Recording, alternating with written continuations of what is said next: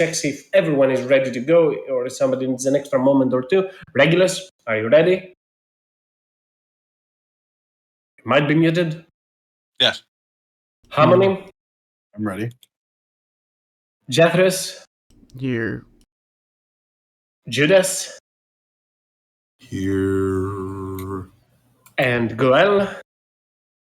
I didn't know radiance was so thick. There you go. Okay. Correct. That is information right there. With that being said, I will start a YouTube activity that is filled with ads. For those that will to listen to somebody gambits in the background. While I do that, somebody should start and do the recap to inform Harmony what transpired last week. Bear in mind that you get an inspiration if you do the recap. And also, let's refrain from calling gradients thick or anything else for the time being. Radiance, I think that was the most apt description I've heard. She is right beside the dictionary description of thick. Anyways, last time, we started off, I think, just after the party had agreed to, find Regulus in town, and then go back to Fry Temple in order to, stock up, see what we were getting for our trouble, for all of our various deeds. Turns out, leaving our name and banner at all these places has reaped rewards, as it never usually does for adventurers, because they usually finish a job and then immediately fuck off less than 2 hours from whatever they just saved. But regardless, the party teleported we wind walk over 2 days. We stopped over in Madron, I should say. Fitting for me not to mention Madron, but we stopped in Madron nonetheless, and some skullduggery was perpetrated as Jethris made Val an accomplice in a crime. A very deep crime, notably, as enchantment magic is probably quite bad, especially when you use it to steal. Nonetheless, the party eventually did leave the city of Sin, that was Madron, and made it to a much more a religiously focused city, one of many a deity. Mainly, a lot of them were devoted to moon and other such things. However, we arrived, and some conversation that was quite tense after a few moments was had between Regulus and Judas, which led to both of them sort of moving off. And however, I believe before that, the party had received all of their various items and gifts from the various areas that we had been. Everyone read, or mostly Jethris read, letters that offered various magic items and upgrades to the party. A lot of gold, actually. A lot of gold. That was from various people. A lot of that gold from less than savory sources. From Lord Yeptham, from Madron. But nonetheless, there was a bunch of items won, and of course a dragon head that we now had mounted in our warehouse base. Whether or not we put the gold back into this base of operations, considering that beneath it there was quite a substantial hideout down there, which was pretty fitting of a venturing party. Then the party basically went separate ways through town. Regulus wanting to go check for possible anti-divination relics, and or speak about basically things that have been going on. Whilst Vala, Goel, Jethris, and I think Judas all went to the Shrine of the Moon, or Shrine of the Lady of Arvindor? Or no, Lady of Mysteries. Lady of Arvindor, right, at first.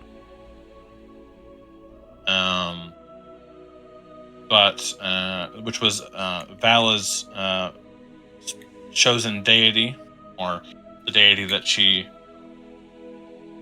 had prayed to, in order to gain some, I guess, go try and ask for a new shield or symbol so that she could continue casting her magic, as she had lost the previous one to essentially save Judas's life. And she found it and was given a potent necklace, very similar to the one that we had returned, but not the same. That was going to be a significant boost to her magical capability, or her clerical capability. And beyond that, I believe we were going to be sent, or going to look for anything useful to our situation, going into the Underdark to go hunt this group of Drow that had is holding the rest of Goel's clan. And I believe that was it.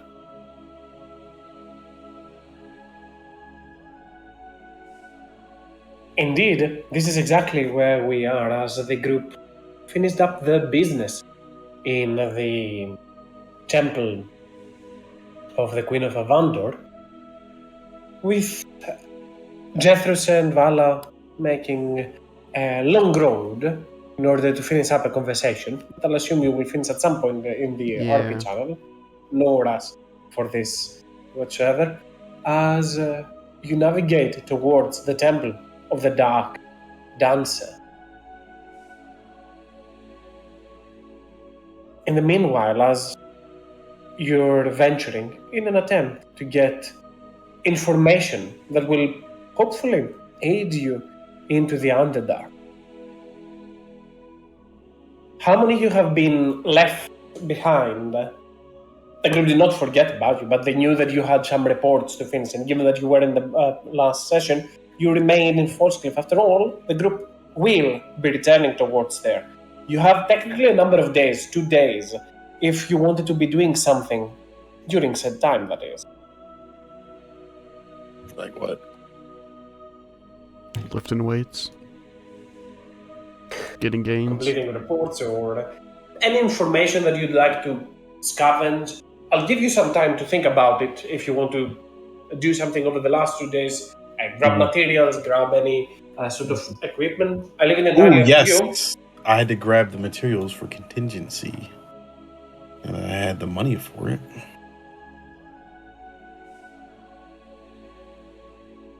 Falsecliff, after all, Falsecliff is a rather big town, and many artisans are around there. So in the passing of those 2 days, you will find crafter. You will find a potent artisan spend the money and spend most of your time in there, into their not laboratory, but definitely into the place of where they perform their craft. I guess that is the laboratory. As they slowly carve a statuette of yourself.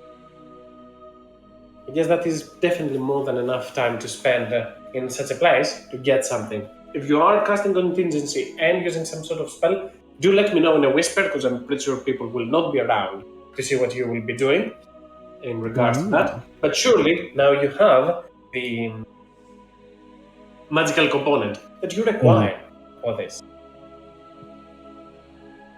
All right.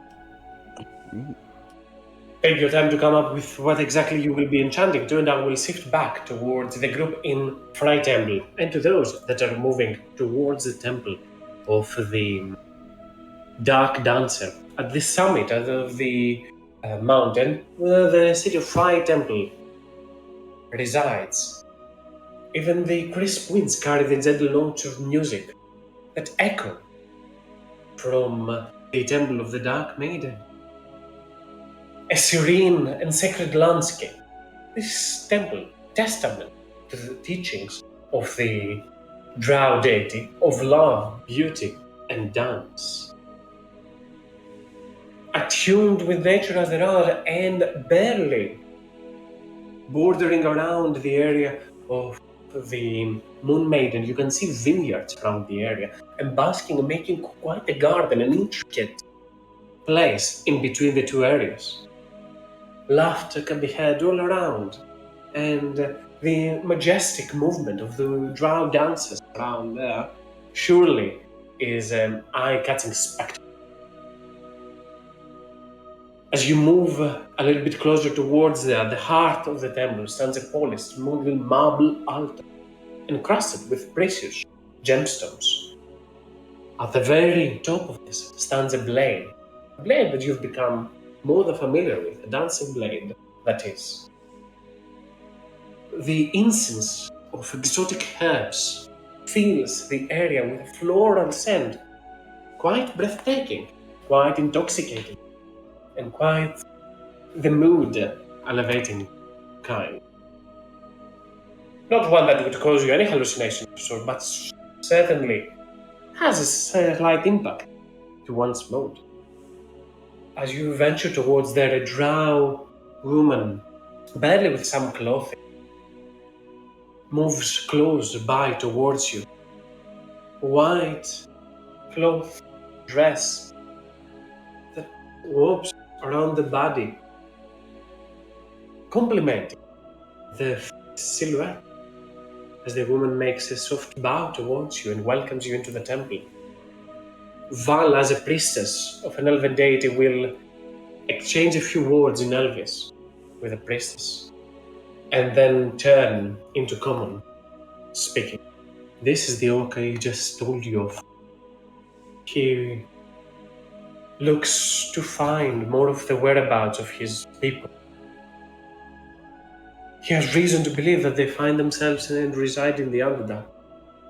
I know that the Underdark is vast, but any information that you can provide him could very well prove pivotal to our pursuit. The Drow woman turns and looks towards you, Gohan.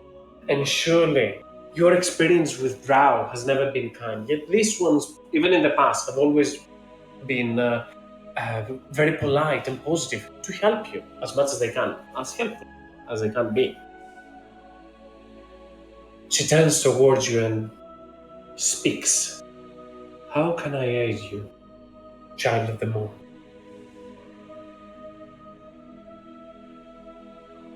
Goel takes a deep breath and pulls out a emblem that has been given to him since he was a very young child, that he remembers not very much about. He's gonna say, Have you seen this before? The woman looks onto the symbol in front of her, If you want to give us a quick description of the symbol as well, feel free to do so. Do it. Sure. It is basically like a medallion or some sort, but it's not made from metal. It is made from like bone, like bleached bone type thing.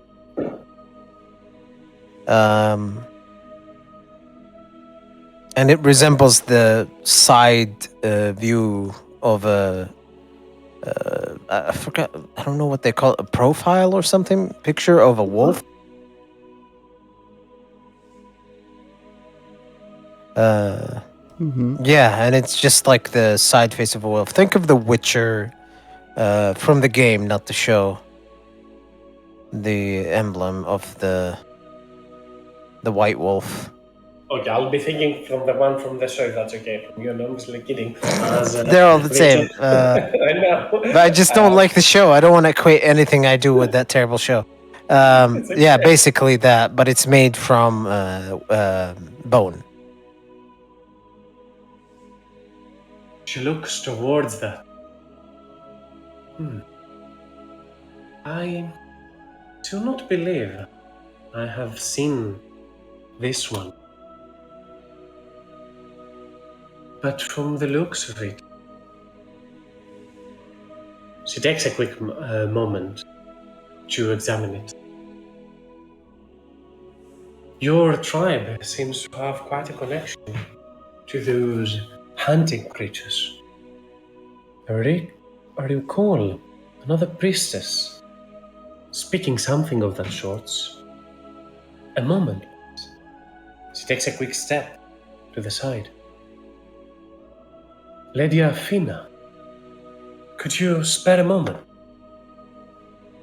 Another Drow priestess that is amidst dancing and laughter turns around and looks towards you, smiles, then turns and looks towards the group and sees Goel, concerning. No. Onto her face. Sure, what is it in response to? The priestess, exchange a few words in Elvish. And the Drow takes a quick look at the sage. Turns and looks towards you.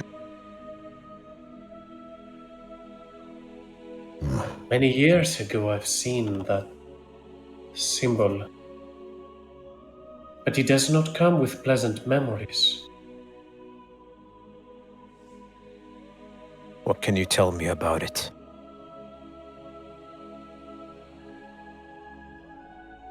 A tribe of hunters there were. Orcs sworn onto their back mentality, onto their ways, bloodthirsty, savage. They've killed and hunted down a lot of my people. I barely escaped. We encountered them when we tried to get out of the Underdark, close to Mizra Avai.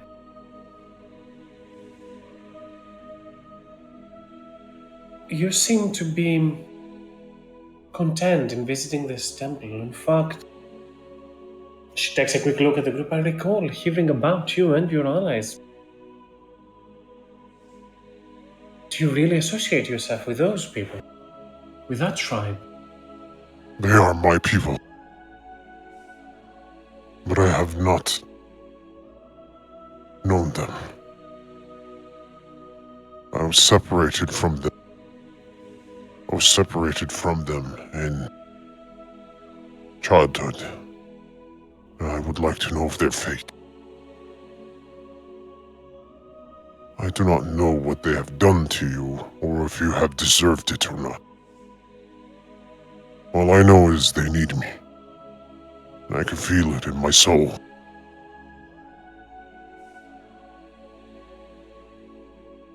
Every survival instinct, every urge within me suggests to not comply, not assist you with this, but I am not going to do that. you deserve. And you've earned definitely our respect. You've aided us. I'll try to help as much as I can. In truth is, I do not know very much about them. I've seen the seem like we were hunted. Down below into the Underdark, close to the borders, onto the Moonic Peaks, but that was many years, many moons ago. I've been in Fly Temple for longer than half a century. You can tell, Goel, that this experience of yours definitely is way before you were even born. They were hunters, savage ones. Not sure what they were. If they were following the ways of the One-Eyed, the Orcus deity, or another one. They were potent. They would lure us into holes, labyrinth holes. They were strong, unlike others that I've seen. Quite the determination, kind of ruthless in their pursuit.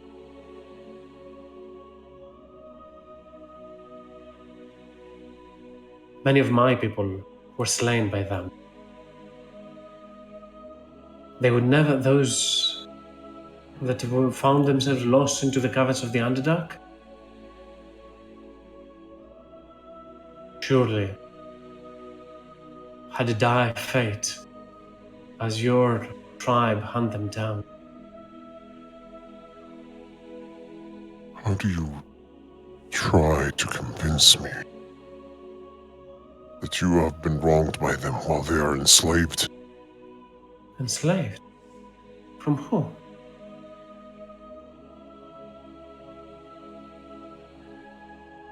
They are enslaved. What's the name of the house again? Forgot the name. Tanorthal. They're enslaved by the house of Tanorthal. I bear the marking of this house as their slave.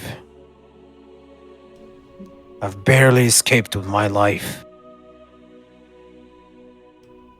It's true, man. This man wouldn't bring upon falsehoods into this temple. This is very important and dire. I would never assume or not heed the words that this one is saying. He has been blessed by the moon. He might not know exactly what he's looking for, but I guess we are on all the opposite sides. Yet I can sympathize. You were hunted by people of my kind, Drow, and though I have no connection truly to them, they wronged you in so many ways. I lead you to see how this is a saying from your point of view. But I know the house that you speak of. Terrible slavery, moving around. They originate from the town of Mizravai. I come from that town as well. I've known of what I can tell you, though, is what I heard in recent time. I believe it has been a decade or so. They no longer have a base of operations in the town. I think their house fell in the spider. She grunts, unable to bear herself to even say the name of the Spider Queen. There's this pickup of deity, and the house was eclipsed. Keep in mind that my contacts in the city, people that are trying to keep an eye for Drow that seek to come out to the surface. So, all of what I tell you might not be accurate, but that is the rumor that I heard. Though I never learned what exactly happened to them. Do you know of their whereabouts? Apparently, if my information, my agents, my contacts are correct, not agents, contact is correct, they ventured further onto the west. There's been shifts in power onto the Underdark towards there. Over the last decade or so, a lot of things have transpired in there. Houses rose and fell, creating a vacuum. I'm not sure if they found a home in another Drow city, but I know that I have not seen them close to Fry Temple or anywhere eastern from here. I believe they were headed for the Crimson Mountains, below, the Elverlands.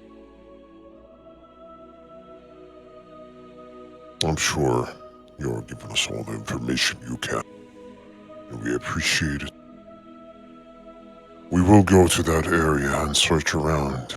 Do you have anything that we should know before searching for this house?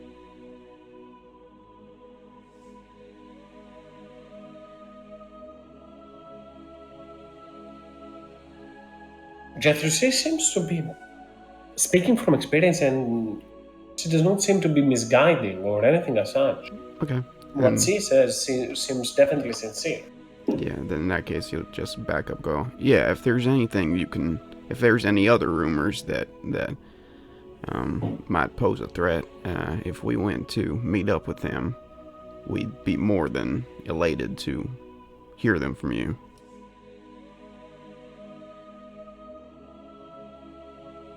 I'm sorry, but I haven't heard much more from them. Truth, I believe that they are, if they're still alive, some of them that is, they are probably still on the move. My guess, if you are driven to find them, is look for some community down below into the Underdark of anything else rather than Drow. And hopefully you'll be able to gain some answers. If you're lucky, those will be deep gnomes. They are the most kind people that you'll find in the other creatures exist. Not all that is in the Underdark is terrible. But most stick to their deceitful agenda.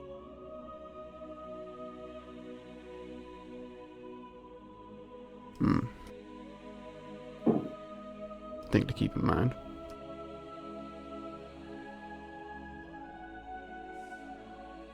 Well, thank you for your time. This was a very helpful visit. Before we... Is there any dangers in the Underdark to avoid? I have never been there since I was a child. Well, truth and reality, everything is a danger into the Underdark. There's nothing that is ever gonna be friendly to you. If it is, it's either lying or you're truly in luck. But I'll say this. Perhaps it will serve as some sort of helpful tip or rule. The Underdark is infused with extraplanar energy. The lower, the deeper you get, the more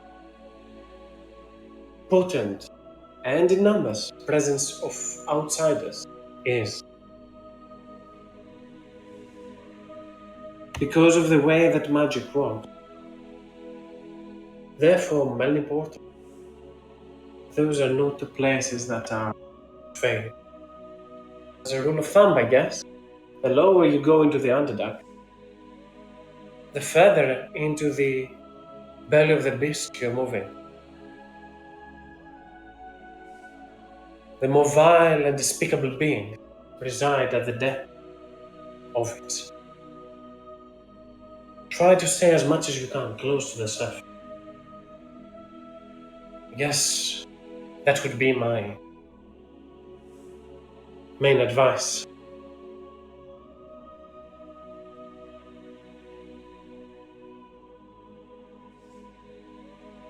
Thank you. You've been of great help.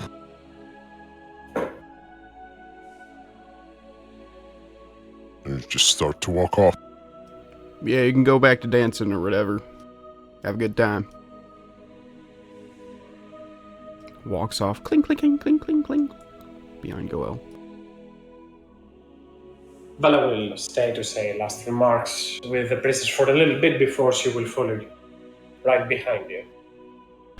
Well, it doesn't look like their information network is too great, considering that half-orc fella is pretty new to have escaped.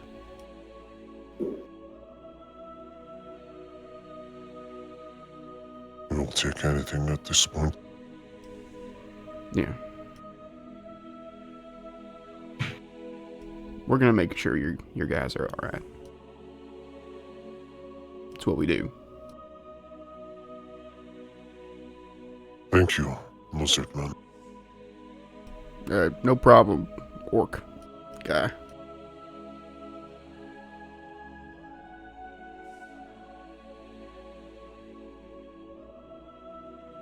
And it's just gonna be silent for the rest of the night. Fine That with probably Jeffers. my voice changer was on. Yeah.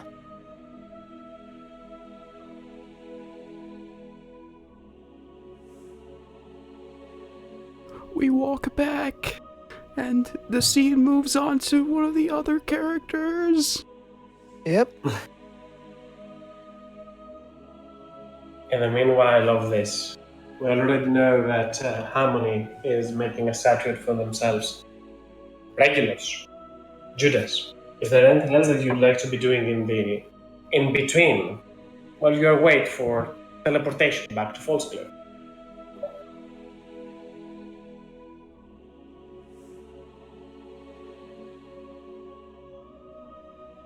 Not really.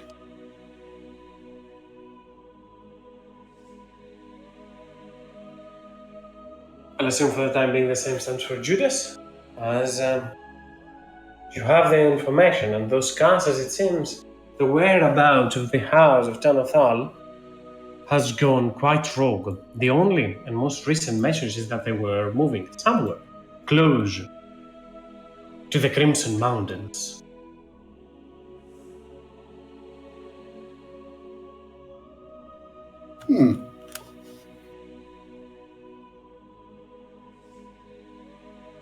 To keep an eye on the exact plan, because I'm a little bit unsure. Is it at night you'll be casting teleport to get back to Falscliff, or the next day?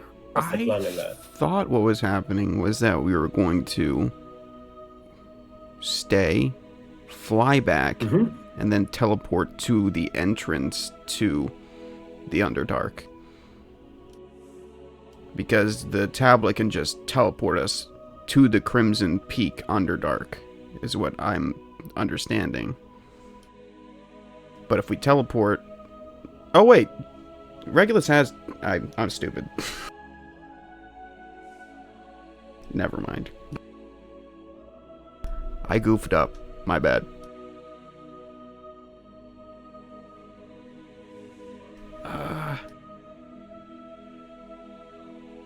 But yes, that's the plan.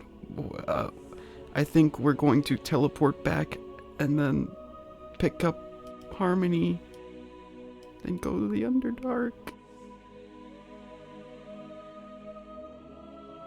Into the foothills of the Crimson Mountains, it's not going to be that far from Falscliff, given the information that you have towards there, and hopefully use all this.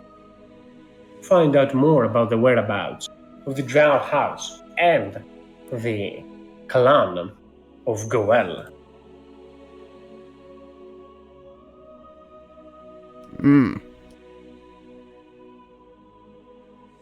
You gather up slowly by tomorrow, you know that the hunt is starting. But until then, you've got a little bit of time left.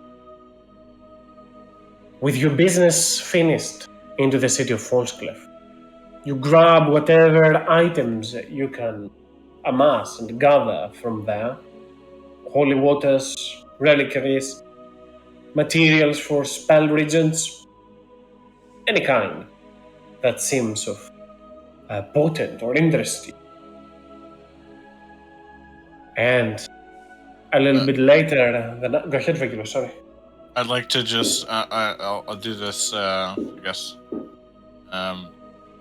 for those how much does people I know this is like most of the letter gold is sort of party wide.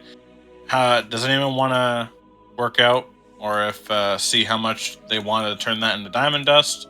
Because I have greater restoration, and I think Vala does too. So depends on how many casts of that we want in the back pocket before we go into the Underdark. So that could be important. And we probably should check what we have in the list still here, not here anymore. I believe Can you do that? I have some. The last amount of it I had to take from Vala, I think. So I need a refill. Jethros can help you out like once or twice a day, I think, with that. I just need to expend a second level slot to create more.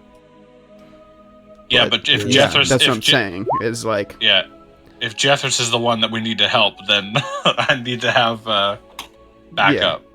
Yeah. And I'm fine with as much as you want, because I don't really buy anything too much except for sometimes components.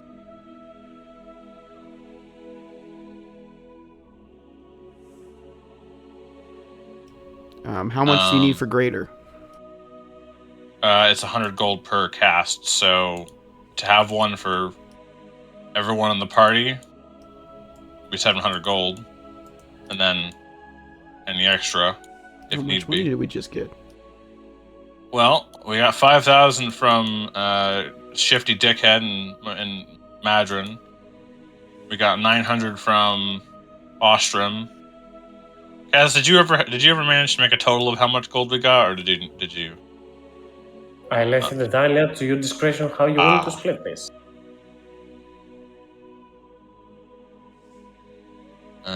Just making 1,000 gold of diamond dust and call it a day. And I'll put the rest in the jug. Okay. I will add 1,000 worth of diamond dust to my inventory. And how much does that leave us, Mr. Banker? Well, if we took it from Lord Yepham's sum, that would be 4,900 we have left, I think. Okay. Or no, 3,900, right? No? No. Yeah. I don't know. 3,900. Alright. Or silly. I can't do basic math.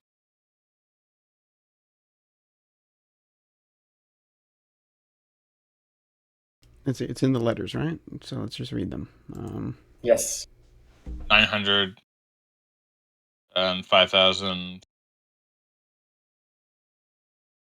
So that's 4,900 left if you're making 1,000 gold worth of dust.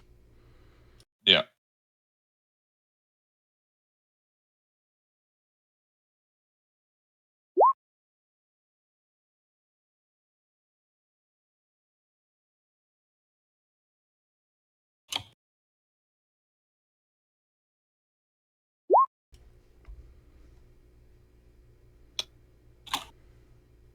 I think that's the only... Yeah, dragon head, that's for sure. Later Major Nisa. I think Yepvam and Ostrom are the ones to give us gold.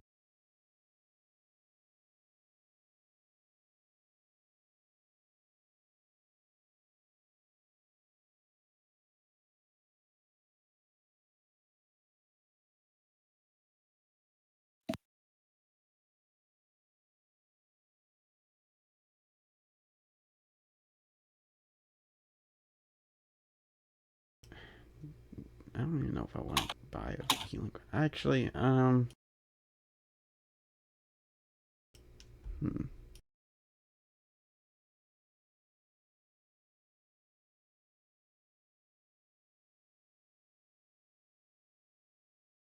should we get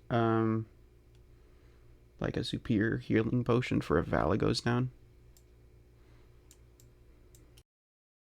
Just as a oh shit button. It also would be good if we had, if Val ever prepares Bacon of Hope. Mm-hmm. That's a lot of health. Yeah. Do we want to do that? I don't see a reason why not. Looks at the rest of the group. Who loves shopping? As long as there's beer and food, Judas is happy. I'm a barbarian in that sense. Okay, then that'll be 4,400, right? I'll just add that to the jug. Oh, sorry. I should have rephrased. Beers, beers, food, and thick ladies. Okay. Nice. I mean, Goel doesn't really care about that stuff, so Yeah. So yeah, we'll just say it's 4,400, and we get a superior potion of healing for if Vala falls. So that's 9,450 gold in the party loot for now.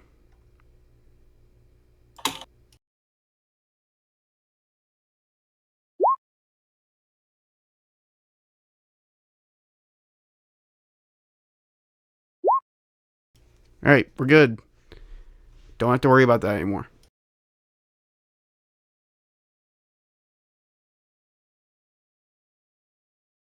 As fun as that was.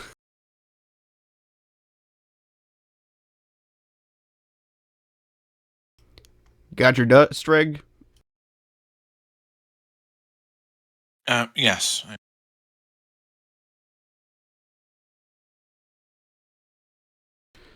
Well, should we take a rest, or do you think it's time to hit the old dusty trail? If possible, I could, we could,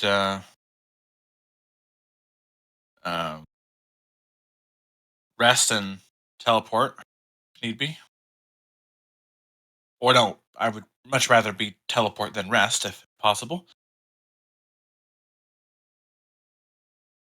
Just to conserve some my higher power.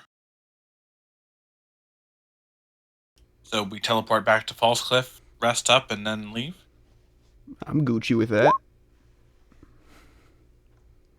right. Well, when everyone is ready, Regulus will tell everyone to gather up. And this is kind of fucked up, but I don't think I have to ask anyone for anything to get False Cliff, because I just put my hand on the the staff holder. And I will use that as the focus for False Cliff. And as Regulus gets ready to cast the magic, lightning will burn a sigil into the ground, similar to that of his family crest, which is a hammer, warhammer surrounded by a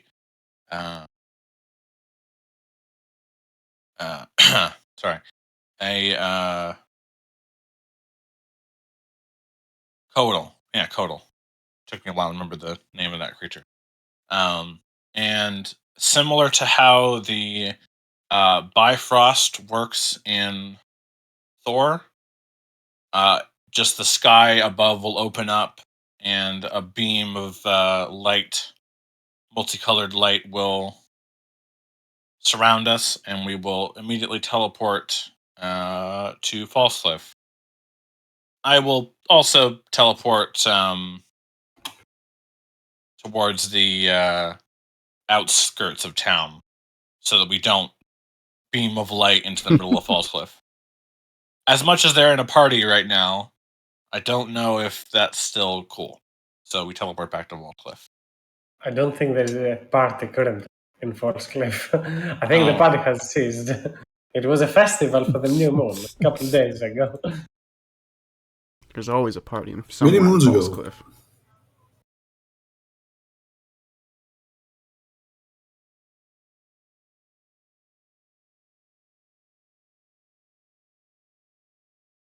But Shach, you will arrive into the town of False Cliff.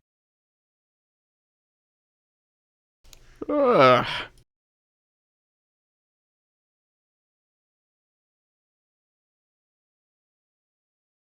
Given the timetable of how you pretty much explained the earlier day, it's technically late afternoon, so it's soon going to be night. But that was your attempt. You wanted to be here to rest before going there. But at the very least, you should be able to reunite with Harmony. Just as a point of record keeping, since we're going to be resting, hopefully not interrupted, mark my words, Regulus would move to I can get every party member. If Judas takes it or not, that's up to him. But Regulus would move to every party member when we're about to go for a rest. And oh wait, are we using the tablet to teleport in the morning? I think so. Okay, so that's because we don't really know exactly where we're going. Like we know that there is tunnels that lead somewhere, but we haven't searched them out. Not specifically in case anything goes wrong with the tablet, but Regulus will gather the group together. Now this is a totally a precaution whilst I have the magic power to do it. And Regulus will go around with a little bit of lightning sparking from a finger, and he will tap every single person. And I will use meta magic to extend 7 death ward spells. So everyone has death ward on them for 16 hours. So just mark that as the first time you guys drop to 0 hit points, you get brought back up. So 1 HP. Ooh, that's tingly. And if we're resting for 8 hours, that means okay, cool. We have 8 hours left. Yeah. So it's basically a mage armor Until the middle of the day, then. Well, that should suffice. Yeah, I don't know. Yes. Well, the idea is if we're sleeping for 8 hours, I'll do this right before we sleep. So we have. Yeah, I understand. Once you're awake, you still have 18 more hours for it. 8. Yeah.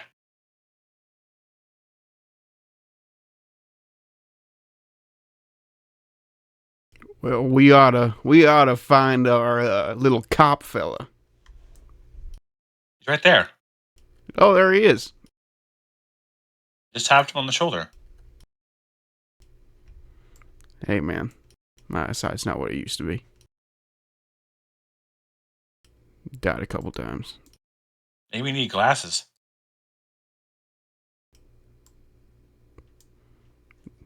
Nah.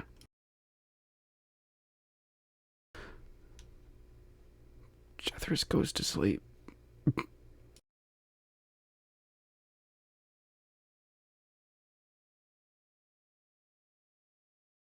Unless somebody else wills to do something for the night, that truly will be how you will spend the last night before you once again start venturing toward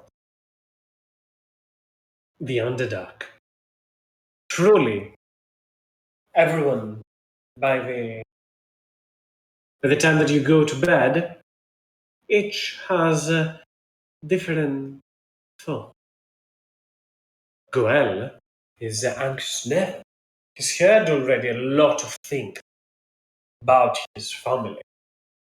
Not very, or very, very well received for the people, but at the very least, he got a brief mention and some notes in regards to them. The time closes in, and soon should be hunting them down. As close as he has ever been to such a quest. Judas weighs more onto how much time he has left. He does not know. Truly has seen some of the effects of his father's passing.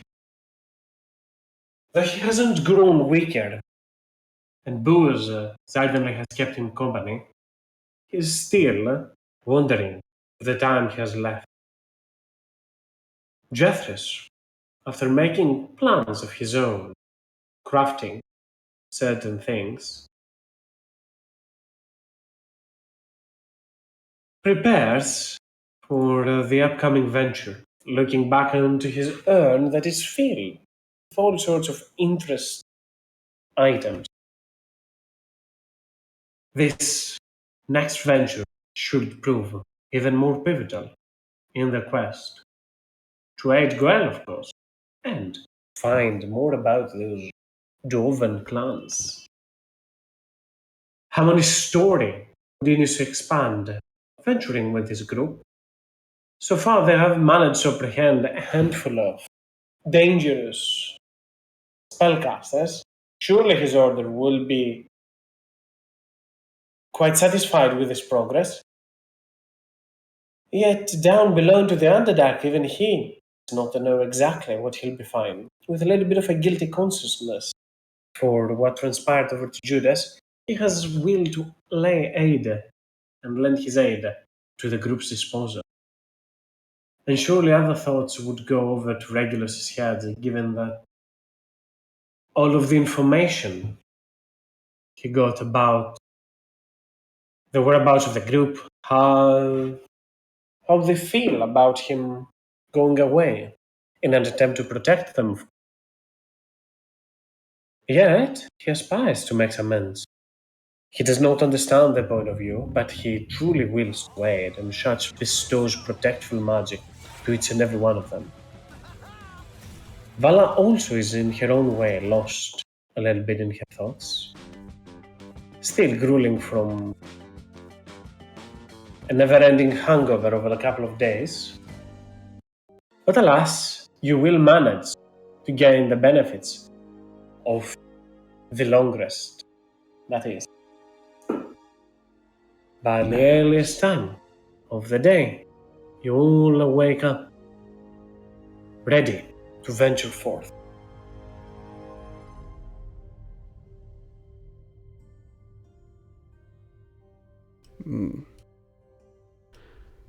And I'm no longer exhausted, so that helps with our tablet.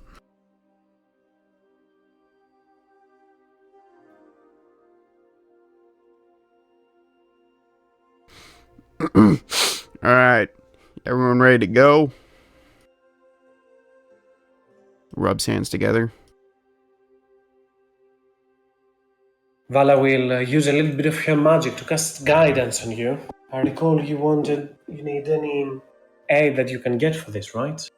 Yeah, that would certainly help. I'm sure I got it, though. So use a little bit of magic. Bestow it on you. Alright. I take the tablet in my hands, run my fingers over the cracked and cragged surface. I say, "Oh, tablet of stone, we wish not to go home, but we wish to go beneath these mountains, beneath the rocks. Take us to where the Drows talks. Take us to the entrance of the Underdark in the Crimson Mountains. And I'll do my Arcana check.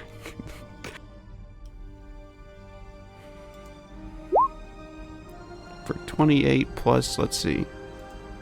Yeah, I'm pretty sure that's enough. Oh, let's just make sure. Okay.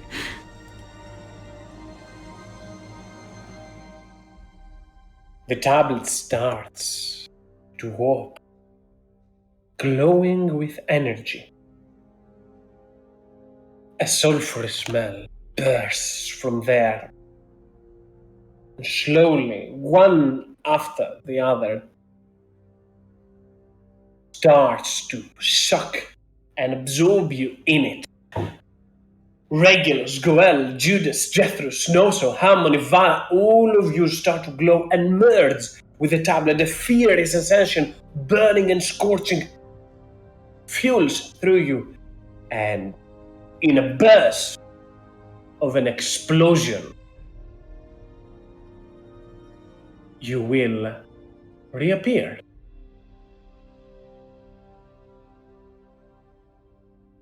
Oof. Into the base of the foothills. Push as you burst in there. Woof. You feel the ground quake before you. And a weird sensation through your fingers, Jeff, Oh no. as you turn, holding onto the tablet as you emerge from there. And it feels mushy, feels liquid. The tablet starts to turn into acidic liquid, an adhesive one, and starts to melt in front of your eye. Ow, ow, ow. You try to scoop it quickly to try and stop it as the tablet starts to liquefy and turn into dust before it seeps through your hands. Oh, shit. Well, there goes that emergency button. Good news and bad news, guys. That's what. We're here. That is what matters. Yep. Cool Rock's gone, though.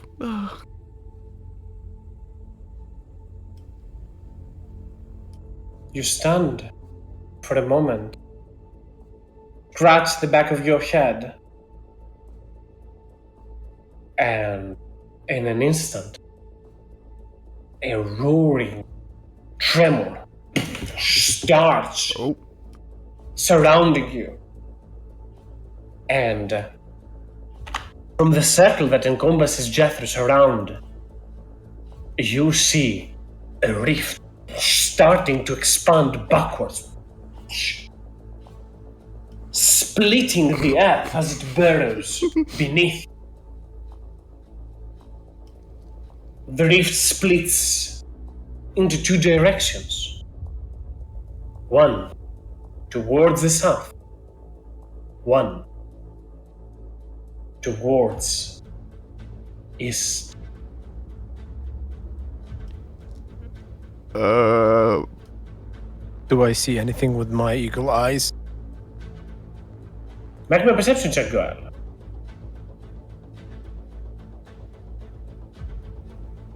Alrighty. By the way, I do have this. Very And much perception is this.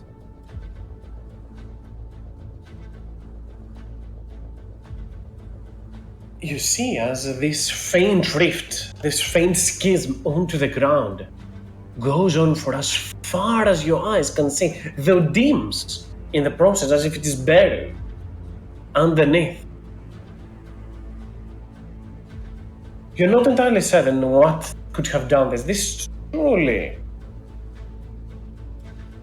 does not seem like the effect of a boring creature or anything as such. It's just as if the earth sounded faintly a bit or cracked in response to some strange magic, forming some sort of a weird triangle as far as you can see, with one of those edges being this spot.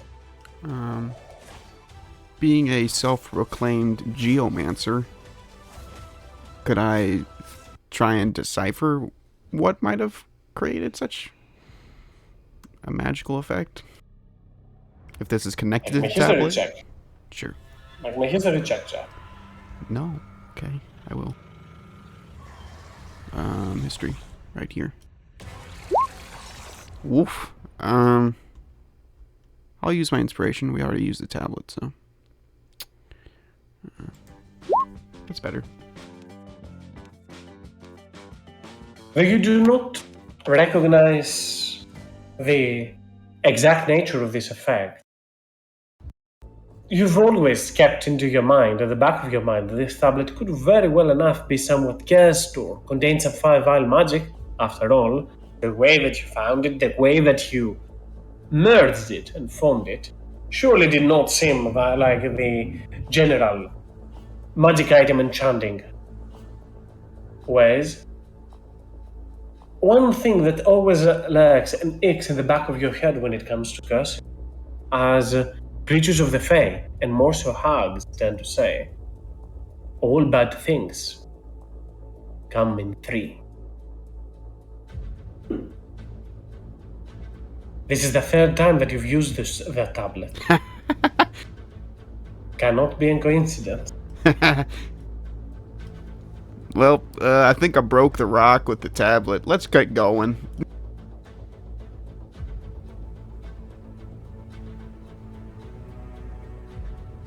You broke the what?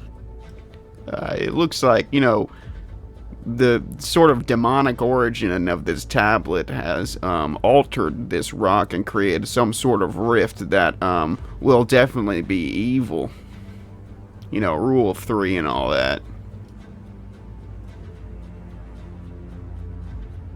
And as Jethro starts to explain, as such, as Goel is gazing up to the distance, his attention is picked elsewhere. He turns around and sees the rocks itself move slightly. And a wooden log from up above slowly raises itself from the ground, and you see a hand made of stone and dirt grabbing the wooden log and hurling it towards you. Goel, you yell out quickly to the rest of the group to try and alarm them. Which one would you solve first? You see that this wooden log is about to strike down on Harmony, Jefferson, Vala. Goel, you can only attempt to aid one of them. Which is the one? Vala and who? Harmony, Jefferson, or Vala? Oh, the three around me.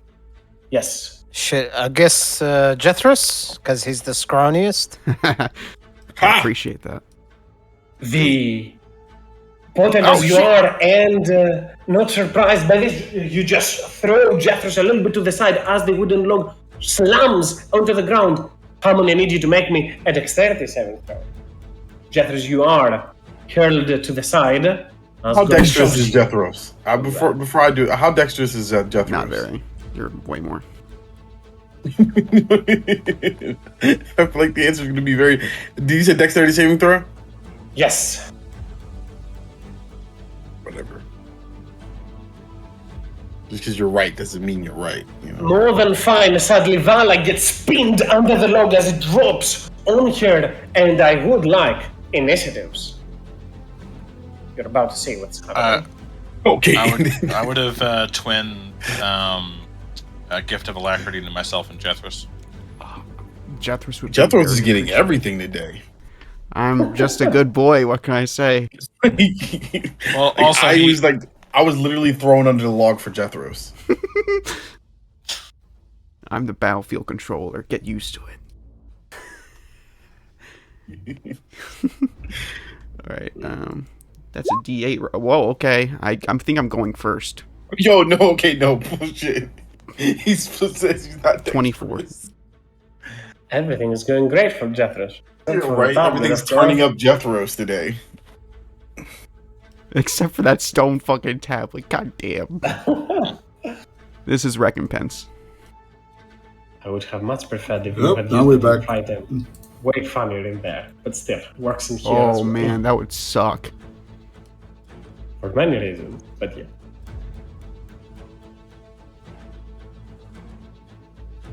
I think both Goel and I have the same dex and same rollies. You can actually choose who goes first from the two of you. That's actually how it works. Oh. So who wouldn't you go first? Goel or Regulus? Let the barbarian go first. Yeah. The more Okay. dexterous one go first. Wow, the As- closest gap between between initiative is 22 to 8.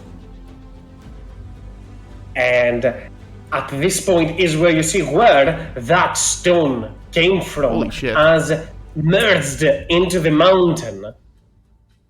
This creature whirled down this wooden log. And Jethros, you go first. Oh great. Okay. This is all sheer rock. No no dirt, I'm assuming, along this mountainside. Above the creature. Correct. Okay. Just making sure.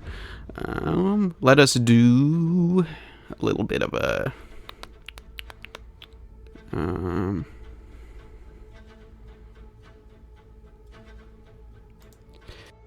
Well, I'm so glad I went first, guys. God,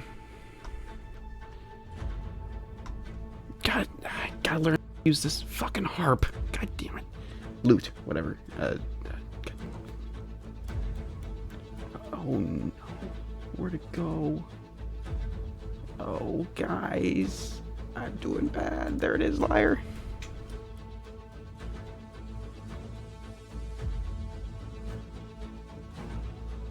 An action. Okay, yeah.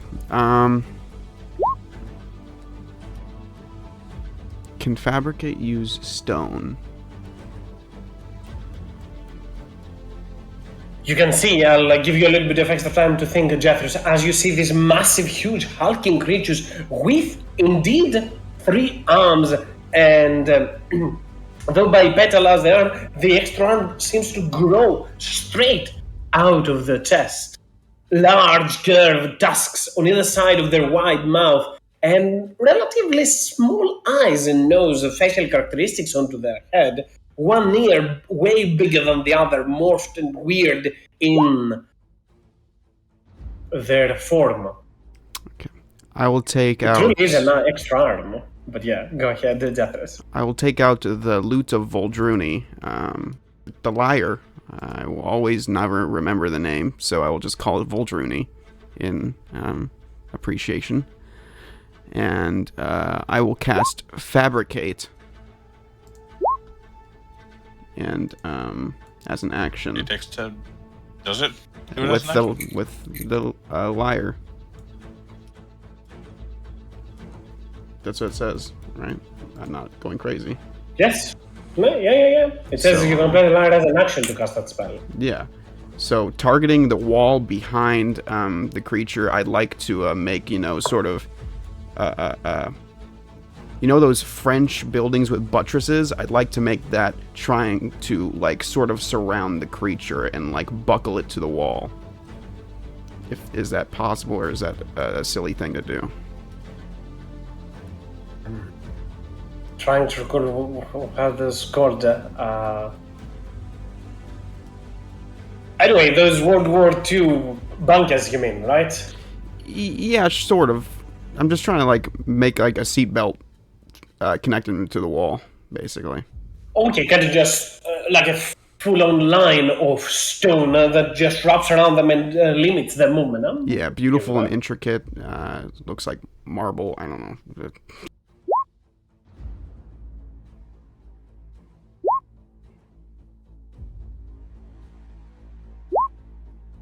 Something as such that appears from the stone itself to kind of limit their movement? Anything else, Zethros? Yeah, bonus action, I will give Goel some... Right, I can do that. No, I can't bonus action a cantrip, right? I have to... Yeah, never mind. So bonus action... Fuck, I might have just fucked over Goel. What? Oh. Yeah, oh well. Thanks, Goel, for the heads up. There's a guy up there. Do your thing. I'll give him bardic inspiration. That was super inspirational of me, and now in my turn. Goel, you are up next. How far up is this thing? The creature is mad to the wall toward that. Though it does not spider climb, it is about 15 feet in height from there. Upwards. So, I do have 45 movement of speed. Do I have to aggressive to get to him, or? You have climbing speed as well, which quite helps with all of this, as you are to move to somewhere here, probably. And go for it. To roll for snow song. Yeah. I'm just gonna go up there and bonus action rage as I go up there. However, as you move towards there, you are barely leaving the reach. Not of that creature, Oh no. Oh fuck. but of another one that was hidden from you. And as you move, rushing towards there, the creature will turn and attempt to bite you. The stone itself moves and makes an attack at advantage on you.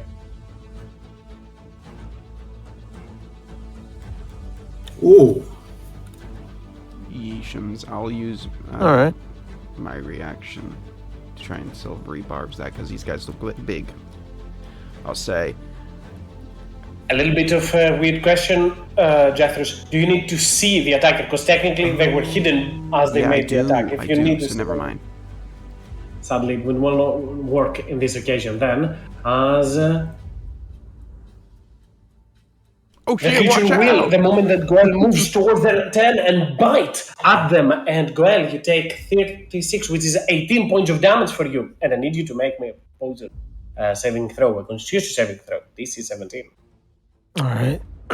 Technically, the attack happens while you are here, so you would have, at the very least, the Ore of Judas. Okay. I'll take. Can I use the inspiration? Go for it. Mm-hmm. What is it? D12? No, D8. And you get 7 temp HP as well. That's still a 16, which say doesn't save. Can I use my actual inspiration? Go for it. Reroll it. Okay. Okay. I get 7. You still get 7 temporary hit points, nonetheless, and make the saving throw as you rush towards there. And okay. Well, as this guy attacks me, I'm gonna scream back at him, and then after I land my attacks on this guy, right? I'm Go trying for it. recklessly destroy this bad boy.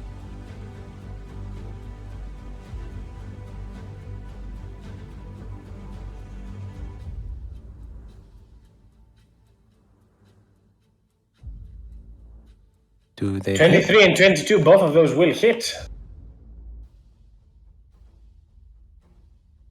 Wait, my rage still does too? I thought it does more now. Doesn't it? Might be 3, but I do not recall. It slowly raises up, it's not that fast. Ah, okay.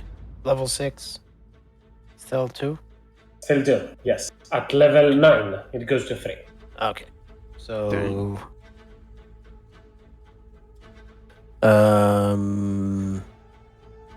Not humanoids, right? Definitely not a Obviously. humanoid. Trying to fish for some damage. That's my turn.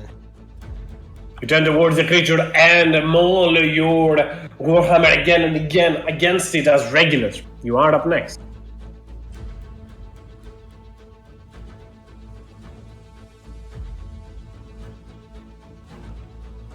Let's go, Regulus.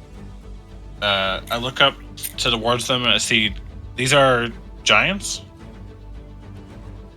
They definitely look like it, though on first glance, bear in mind that you are nearly surprised, not surprised as the condition, but also almost by them you haven't had enough or more of a time to study them.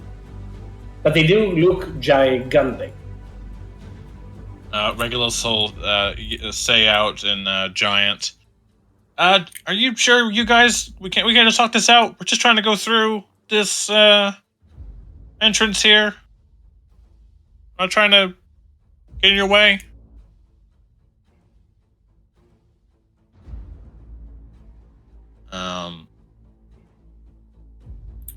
Is that my action? To see if I can persuade them? If you want to attempt, you can make me check, but that definitely depends on how they feel. But you can attempt definitely to make me persuasion check. Okay, I will do that. Go for it. I will all inspiration that. Just because I'd rather not have a. There we go. That's better.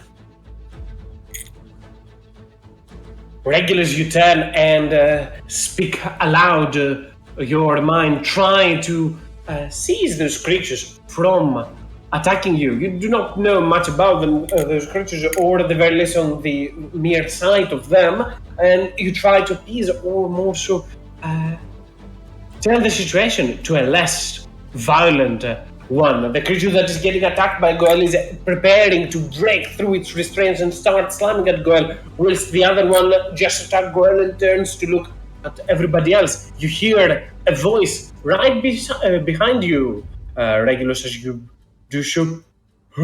This one speaks our tongue.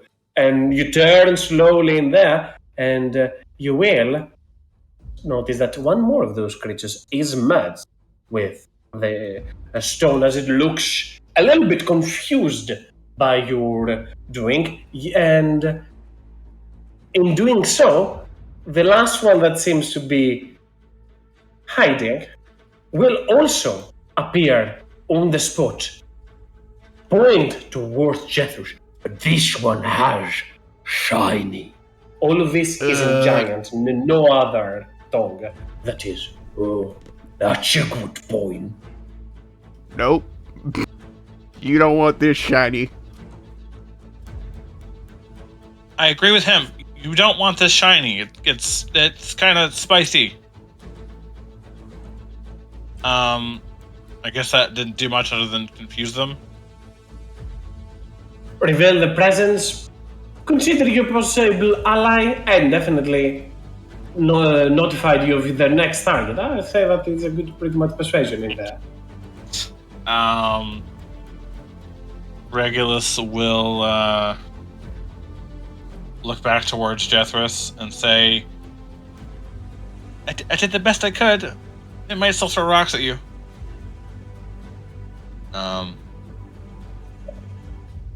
And can I see into here? Is this like a door or?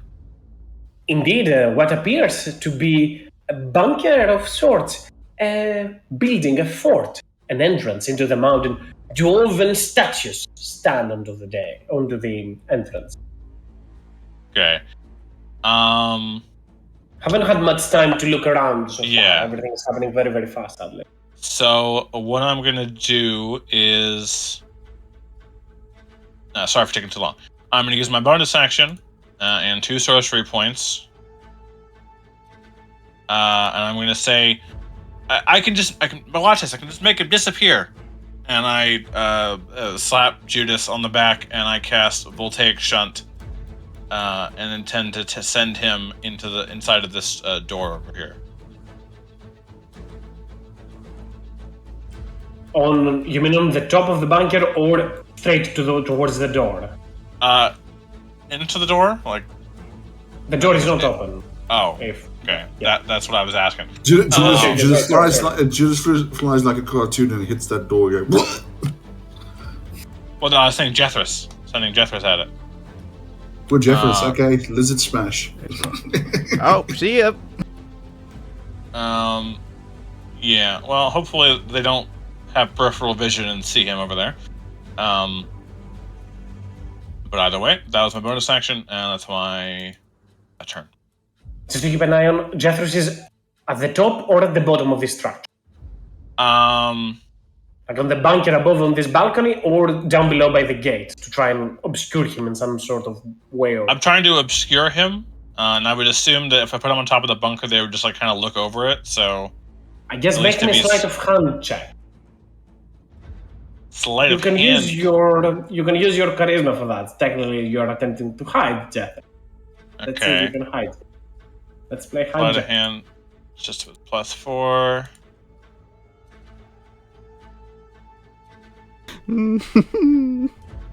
Yeah.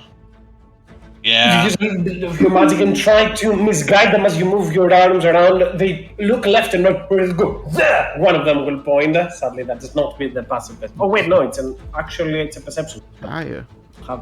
I don't think they can fail. They cannot fail this with a +5 on them. But right after that, still some time before they get to act as the creature gets stricken, the one in front of Goel just looks onto this weird restraint, unable to move with it in front of it.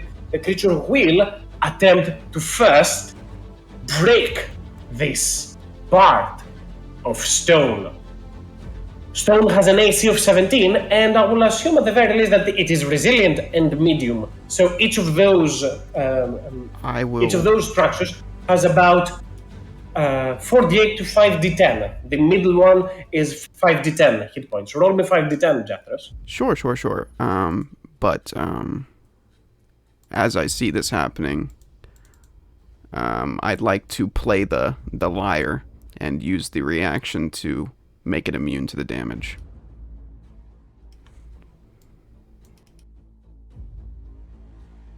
You did not use your Silvery barbs. the silvery barbs, so you do have your reaction indeed, as the creature will turn and does this. It last for makes the whole noise. round It's or me for- playing a song. So, sorry, were you saying something? I'm sorry. Does this go for a single instance of damage or for the full turn? Let me I don't read remember it. that. It says on the Until the thing. start of your next turn. Yeah. Yeah. So the to creature that would, damage, at the very least, attempt to strike at it. And it's a good thing that you're using that, because it could probably destroy it with a single swipe. It won't, as it tries once and twice to slam against it.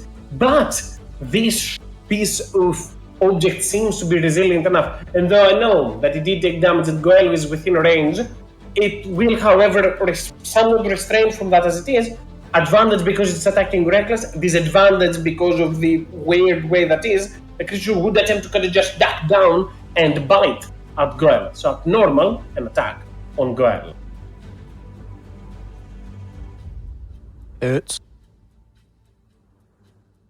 For 13 points of piercing damage and another con save for you, Goel, as the creature kind of just tries through their gax a little bit, can't get out from that. Its hand just seems to be still locked in place, but still attempts to bite you. Its foul sense carries into your nostrils, and you're assaulted by that vile stench.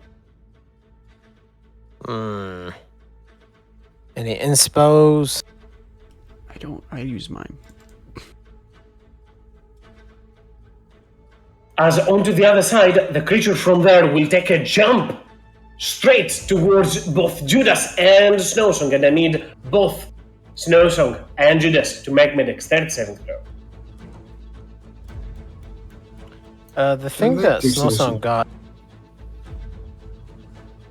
Come again? The paint that Snowsong got. What does it do exactly? 18 It AC. gives it an AC of 18, and it enhances its senses. Okay, so it gives him the regular perception and stuff like that. Advantage. That so is he's correct. like a real, yeah. The creature jumps towards both of them, but both Judas and Snowsong move to the side and avoid. The creature takes some damage from crossing down towards them, but then starts swinging, and it can only make 2 attacks since it has not taken damage. So 1 attack towards Judas. Why And I assume that advantage? hits you, because it is attacking recklessly. Oh, it is attacking recklessly. Okay. Yes, it is. This thing in front of me. Okay. Well, considering I haven't had my turn, anything else I could do? No. So I'm taking the damage. And the creature turns around and swipes them towards Snowsong. I'm pretty sure that hits Snowsong as well for 19 points of piercing damage, and Snowsong is right after. 19 on Snowsong? 19 points of damage to Snowsong. Ouch. He's gonna transform into Lightning Dog.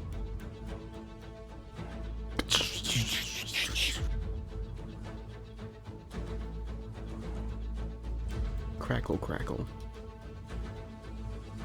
Lightning bursts as Snowsong infuses himself with light. 5d10. 31. Nice. Can I put it in the green? Yes. Okay. And he's gonna move a little bit backward so it's not the same space and attack with advantage. Go for it. Lightning form Maul. Hits. For 23 points of damage right back at the creature as the Snowsong turns and guts at the creature. Anything else? Nope, that's it. The creature over towards there looks towards Regulus for a moment and then notices where Jethro's wearing. Turns and grabs one of the rocks and will hurl it towards you. Jethros. Yeah. Just hits. Wow, that's definitely high roll in there. The creature grabs. Go ahead, sorry. I am, as the rock hits me, it actually explodes on contact as I am now resistant to bludgeoning damage.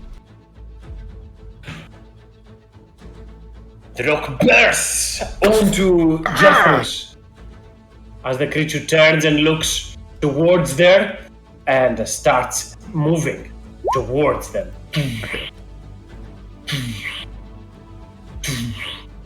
Does it have any more movement? It still has a little bit more. So Snowsong can take an opportunity attack if they will.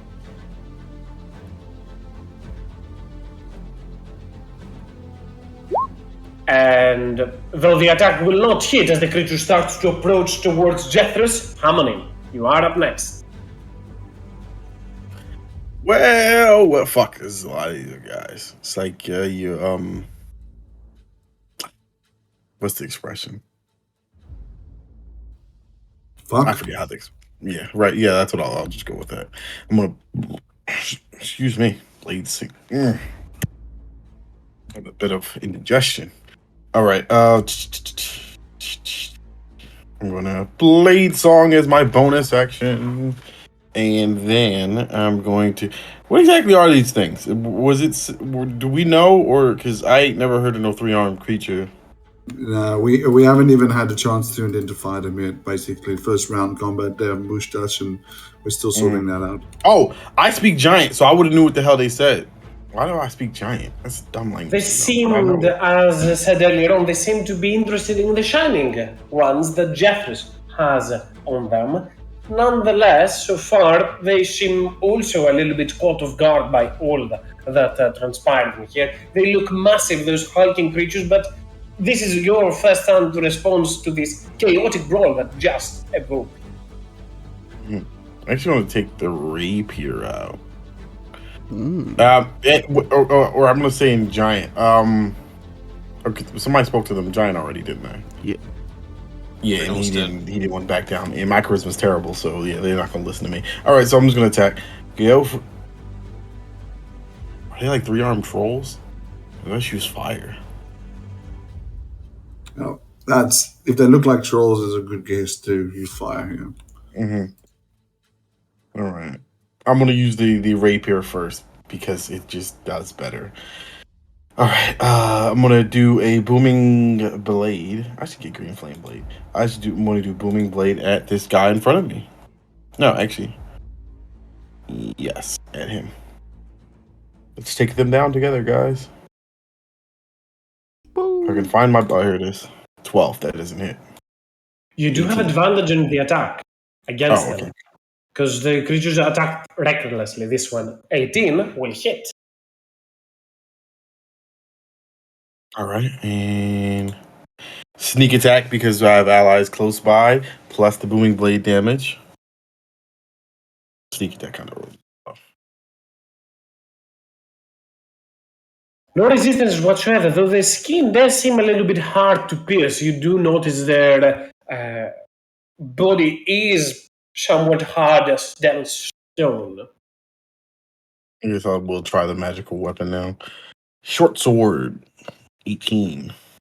Keep an eye, the creature didn't have any resistance to piercing damage, just more of the how they're protecting themselves. That is the main set there, but that definitely hits. I meant because this is magic. And has fire. And as you strike with your rapier, you bring out your sword and stab at the creature as well, delivering a potent blow for 11 points of damage. I'm actually Your going to fire reroll that. doesn't seem to ignite them or Because I have burn them piercer. even further. So I can. It's 1d6, right? Do it. Yeah. 2 more better. So 2 more damage.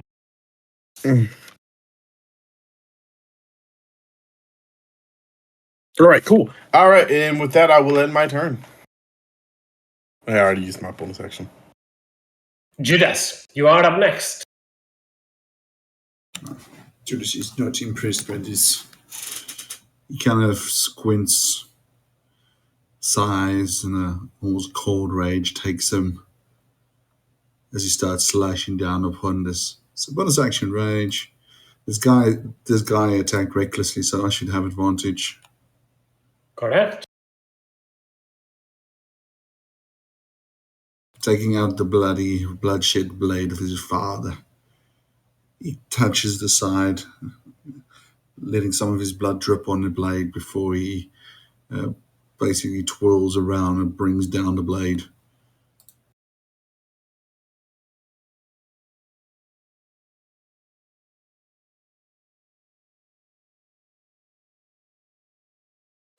Rage. I have forgotten to add something.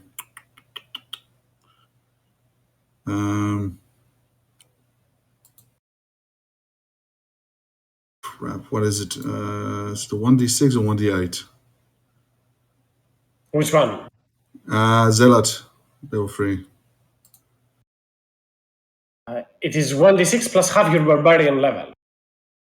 Which is 1.5. Up, round up or down? Round down unless any ability says round up. That's always how it works. Okay, so it's 1. So it's 1d6 plus 1.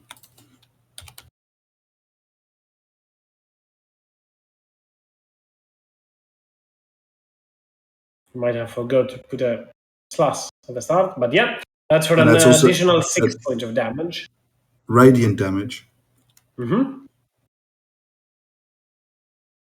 Let me just put that The in creature my is notes. bloodied after that strike.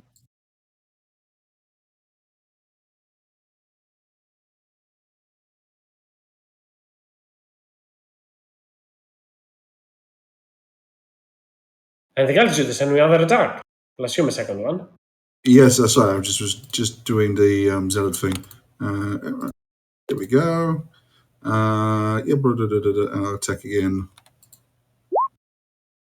Oh, that should hurt.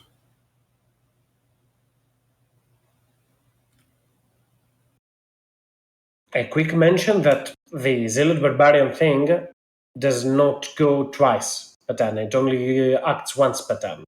But nonetheless, I'll do the math. Okay, okay. Yeah, okay. it's okay. Just remove the.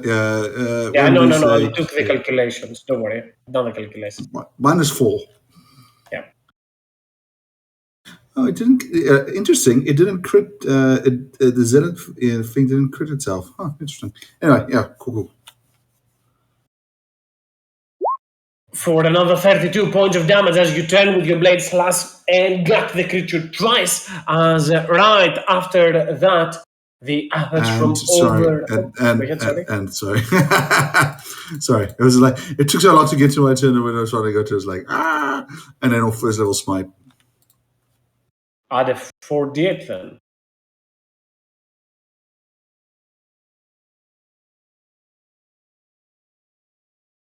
A potent strike as Judas brings the weapon and strikes at the creature, blasting it with radiant damage, and a second very well placed strike against it. The creature still survives as the other aperture over there, though definitely interested in Jethro, sees the other one of its allies getting quite pummeled by its enemies and will jump down or climb downwards towards Harmony Social. Out of the way and start swinging, flailing its maul once towards Snowsong once again and once towards Harmony. This is on Snowsong and this is on Harmony. That's 20 hit you, Harmony.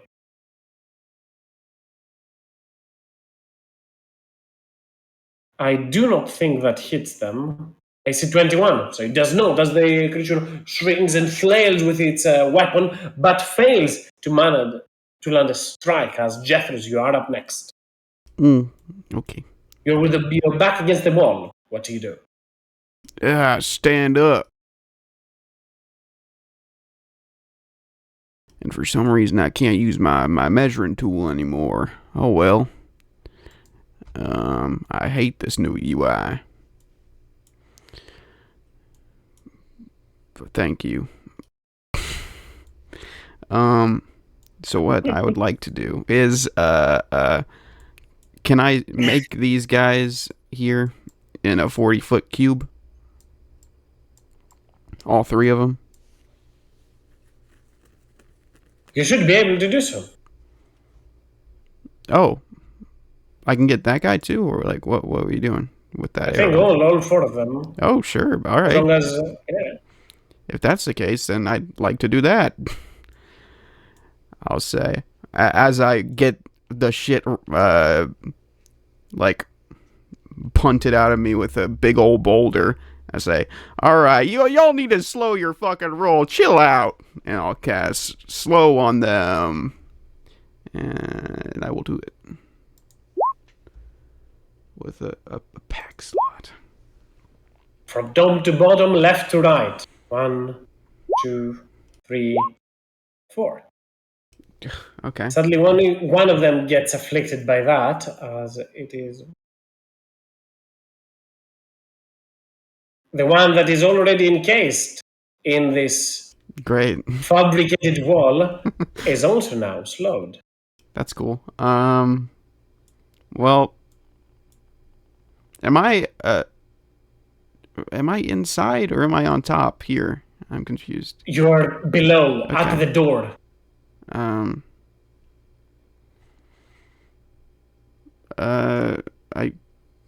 don't know. What's inside here? What can I see? You turn towards there and try to open the door, but the door won't budge. Just a wall for you for the time being. Okay. All right. I'm just gonna get fucking murked next round. So I'll run up here and I'll take a big old bite out of his leg, or at least try. Go for it. So let's do that. Bite. Here it is. Hungry Jaws. 14. 14 hits. Nice. For 4 plus, it's not adding it, so that's 5 bludgeoning damage. And I get 5 temp HP. And that's my turn.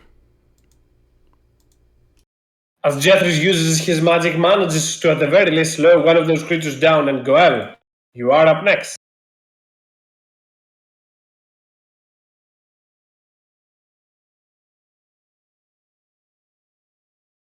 Goel, you there? Yeah. Your turn. All right.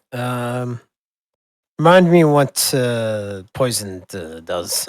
Disadvantage on ability checks and attack rolls. Basically, if you go reckless, you attack it normal. Yeah. All right, I'm gonna attack this guy 3 times.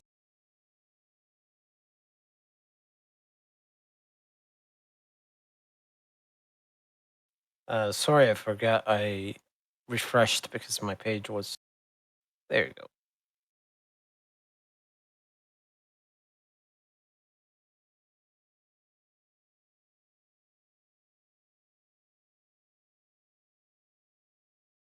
$19 hits, right? 19 definitely hits.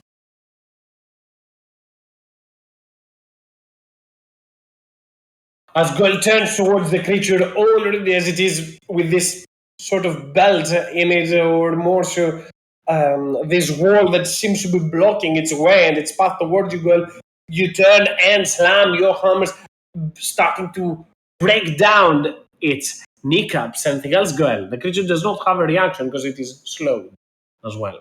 Not sure if that helps you in any way, shape, or form. Thought I shall mention.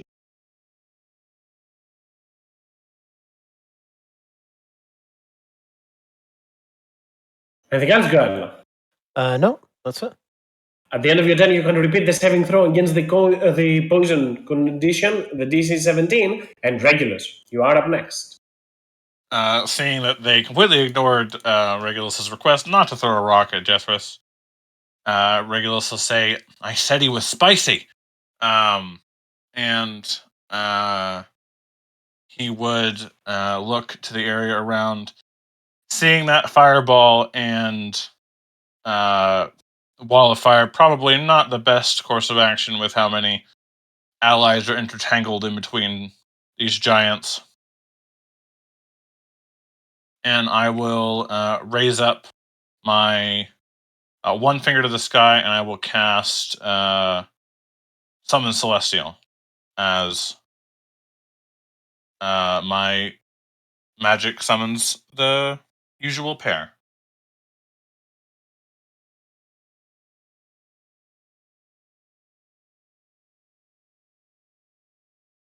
And I will summon them over. Please tell me that worked. It did, yeah. Okay.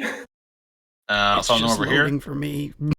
Yeah, for me too. Oh, here we go. It's- Wow. Taking his sweet time. A Gallic gun. That is. Can you pull it up Thunderstep. again? I'll I do can so. bring it.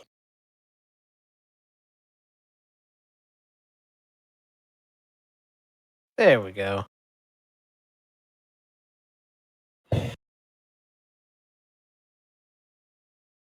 I will throw it. Oh, yeah. There. Hit points are low. Probably help if I select normally. And then that's my action. I will use an extended spell to basically make the spell last for 2 hours. And then in that, I will also fly 60 feet. Can I fly up to the top? Towards there, yes. What does it look like when you fly?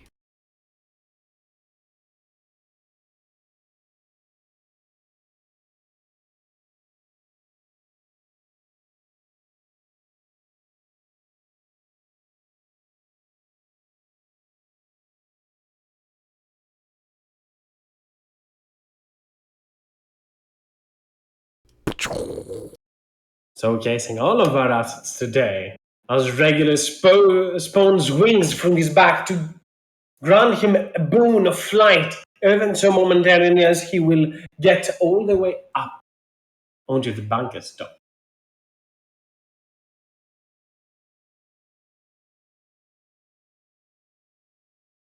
I think that's Regulus. That'll be it for me. However, the Celestial Spirit will go, and they will attack twice at this giant. And they'll make 2 attacks. So, at 1.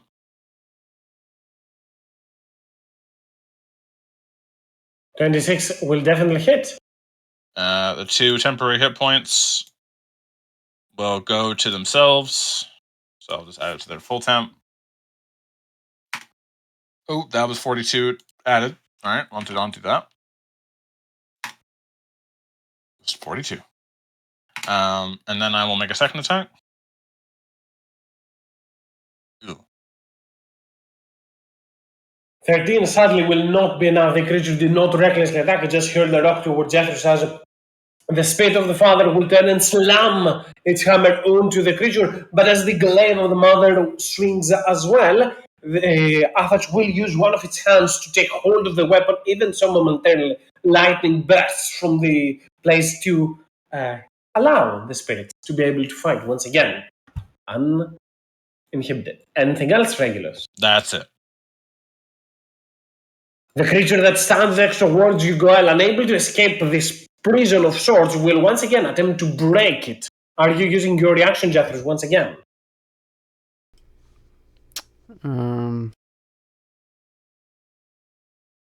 I don't see why not. The creature has a single attack because of it being slowed, so it will try once again to just break, and as the weapon slams against the object, the lyre plays off a very high-pitched note. And the wall endures the hit. At the end of the turn, the creature repeats its saving throw. I do not think that is enough. I think it's lower than your DC, correct? Jethros? Oh, me. Oh, sorry. Yeah, it's way lower. More than fine, as the EoFH onto the other side that gets stricken by Judas and by Snowshoe quite potently. It will attempt to move a bit. However, upon doing so, it will take Booming Blade damage. And Hammerling, roll me Booming Blade damage.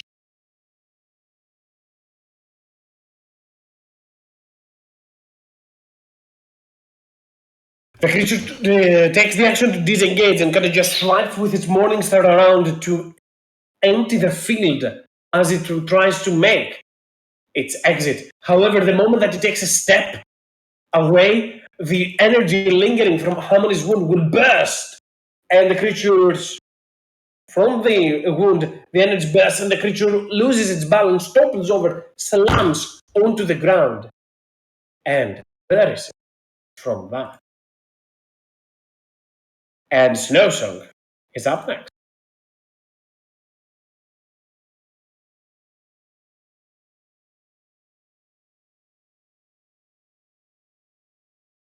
Chomp? Jump away. Oh. Did it reckless? This one, yes, indeed, it directly.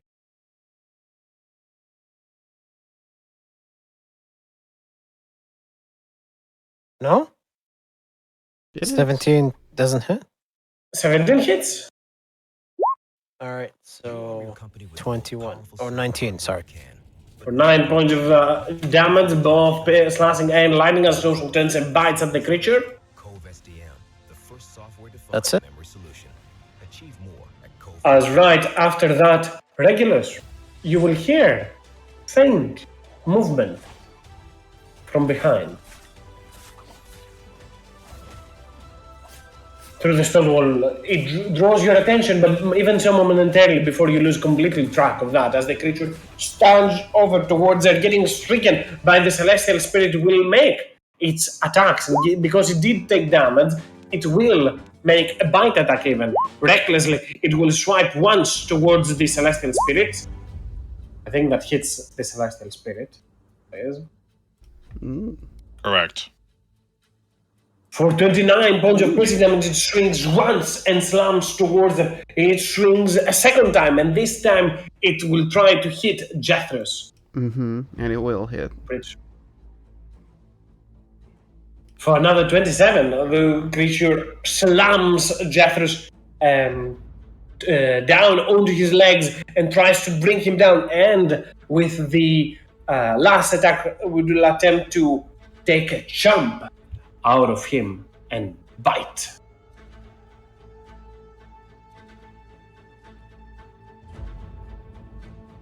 Does 15 hit you, Jethros? Yeah, sorry. I'm just doing math because I have resistance now. I think I have. You have 8. resistance to piercing as well, right? No, just bludgeoning. So I take 8 damage from the club, and how much on this? It's a Morningstar. It does actual piercing damage. Yeah. No legend. Oh. I think you take all of that damage. Morningstar Yes. does piercing damage. Though it is a massive mole, it somehow deals piercing damage. Okay. Jeffers, you just had to be outside my range, eh? I didn't put myself will here. turn and bite at you as well. And I need you to make my Constitution saving throw, Jethros, against getting poisoned. I'm just 22. Sorry. What is 22 minus 8? 14. 14. Okay. 14, and I need to make a con save. I don't make it. So I get hit twice, right? Or once? The second attack as well, yeah. The creature strikes once towards the Celestial Spirit, once towards you in a frenzy as it is, and tends to chomp at you as a Hammoning. You are up next. Wait, is the point?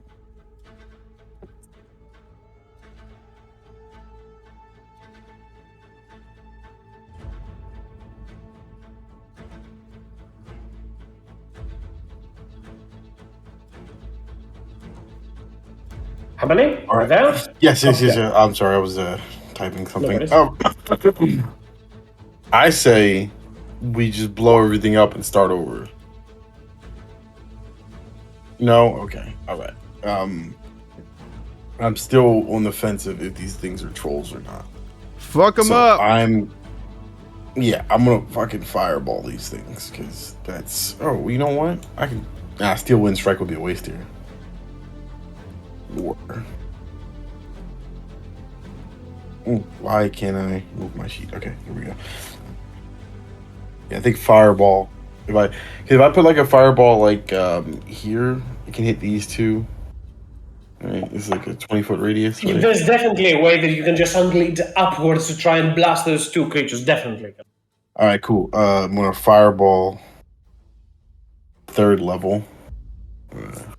Actually, I'm gonna say my catchphrase. You want to go to jail? Or you want to go home?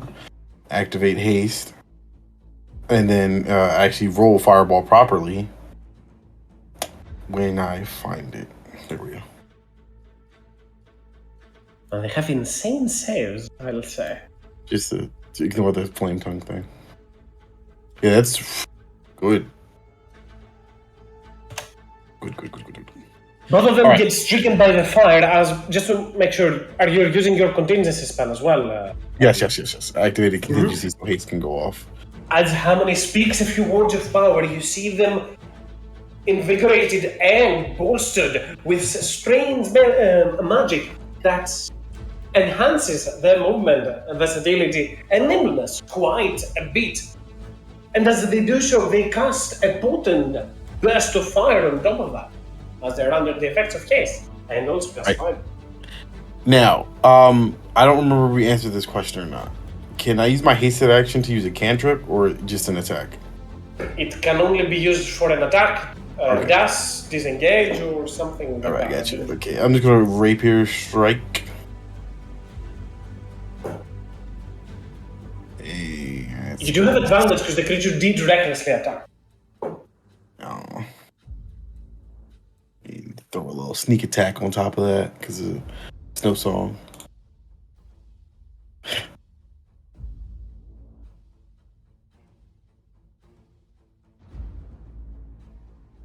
for another 11 points of damage, and the creature will be bloodied after that strike. Then I'm gonna start moving up the hill while trying to stay within its range. 5, 10. Well, is this still in his range, or would this invoke an attack The opportunity? creature's range and reach is different for its Morningstar and its bite. It's 5 feet for its bite, so if you move towards there, you will take an opportunity attack. Okay, I'll You'll stay take a here bite. for now. Then I'll give my action to help. How high up is Goel? About 15 feet from the ground. Okay, so he's close enough. Give him the help action when attacking his enemy, so he'll have advantage. Attack him. Into the He's flame, tied down. when he casts magic, moves around, strikes at the creature, blasts with fire, turns to Goel, gives pointers, all of them in the span of 6 seconds, as Harmony is everywhere at once. Anything else, Harmony? No, with that I will end my turn. Judas, you are up next. Wow. This thing collapsing down, seeing Jefferson in the situation he's at. Judas will just rush over and start. Can I get to next to Jeffers from here? I have spider walk, so I should be able to just go through. You should be able to get there, however, you will take an opportunity attack from the creature that stands in front of you. Oh, that's fine. That's to be expected. But no, my friend is in danger. Jeffers! Go just drinks and punishes things into oblivion. I don't feel Go happening anything to him, but Jeffers, he's squishy. I need to help him, so I'm rushing. Though it did make reckless, it does not work for that. It's only for that for the turn that it casts. It uses reckless. But 20 still hits. still will hit for 31, which is 15 points of piercing damage for you. Yeesh. Well, don't worry. I still have 140 HP left. I know for you, but No, I was in your shoes before. It was called Gloron, the most HP anemic character I've ever had. He rushes across there to help out Jeffers, and then starts wailing on this character. Does this guy recklessly attack or not? The one next to Jeffers, definitely, yes. Okay, so I'll attack him. I'll get an advantage on that. Bringing his bloodshed blade coming across.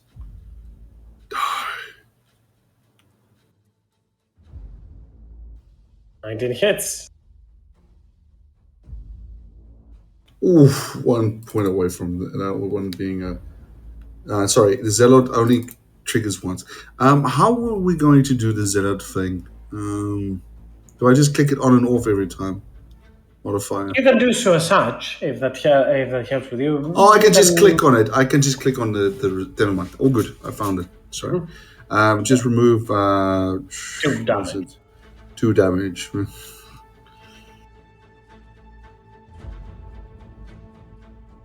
The blade feeds with the blood of the enemy and turns the creature bloodied as the second strike also manages to do quite the damage to it. Anything else, Judith? Leave alone, Daka. Anyway, that's me.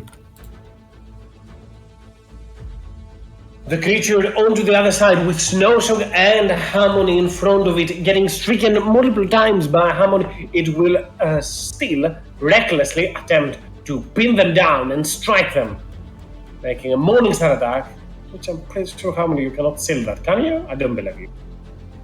It's too high, right? 21. No, I'm at 23.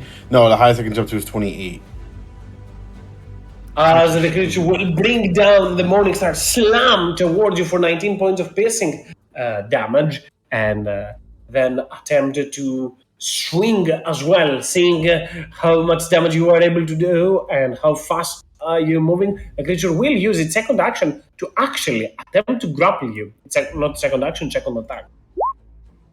You can make him an athletics or acrobatics, Harmony. It has 3 hands. Might as well put them to good use.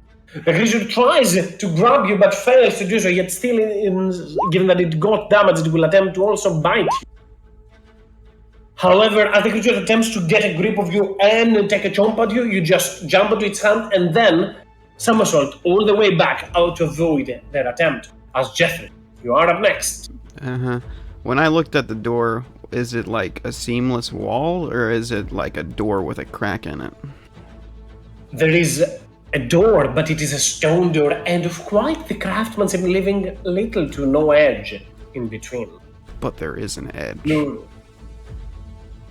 Is what I'm hearing.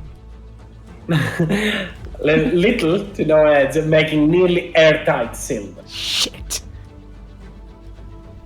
Well, never mind for that plan. I guess I'm sticking here.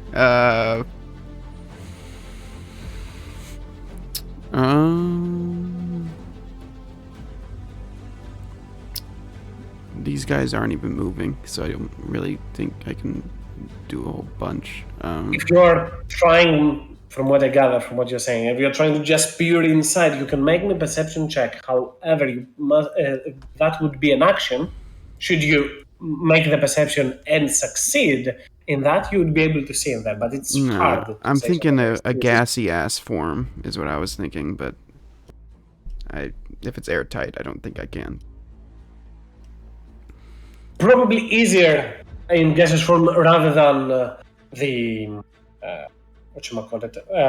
trying to see inside. Trying to see would be harder than just trying to meld through there. With gaseous form, I'd be okay. Gaseous form is way more expensive to do so. Well, I feel like I am in the way in this fight, frankly. And I'm just getting the shit beat out of me, so... Jethris will say to Judith, my valiant knight. Fuck. You got this, right? I've got it, boss. Alright, I'm gonna try and figure out this door for us. And he snaps his fingers and turns to sand. And we'll leave opportunity attack range. I think. I don't really know what it... You have resistance to all of those attacks as you disperse, but as you try to leave, mechanically the creature should be able to make a last opportunity attack against you. Don't worry, your Correct. best friend's next to you, mate. Sorry. At normal, then, the creature will attempt to... It's always very weird to bite at the air, but that is the only mechanical thing that makes sense for it. It hits. Reaction, I'll take the damage. You take 9 points of damage, Judas, as the creature bites as Jethros disappears into... Wait, the resistance doesn't trigger, so it is actually 19 points of damage for you, Judas. Does it work like that? Is it the amount of damage he takes? I think And it says I don't that you get cannot no- be reduced in any way. but like- from on my end. Yeah, My end. that's That's what I what I'm thought. curious about. Yeah, that's Depends let me how it check. is worked. Let's read it. You shield others from harm, cost of your own harm when a creature within takes damage. See, not takes damage. You can use reaction to magically take that damage instead of the creature taking it. So he's taking 9 damage, therefore I take that 9 damage without any resistances. Do it as such for now. I strongly believe it's the opposite way, but I'll have to do research and get back at you. For now, do it as you say. I do not mind it. It's really the difference in the damage. I'll go and research before it's my turn. Yeah. that might help as well. But nonetheless, Jethris, you just pass over onto the other side. Silver sand on the wind. And you have, I think, 10 more feet of movement. Not 10, 5 more feet of movement. Yeah, very little.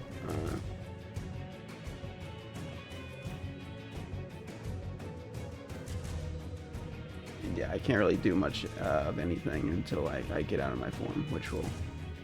I'll just scout out a bit, you know. I'll move ahead 5 feet. That'll be my turn. And by the way, my bonus action was bardically inspiring Judas. I don't know if I made that clear when I was Okay. doing the night thing or whatever. That's my turn. And Goel, you are up next.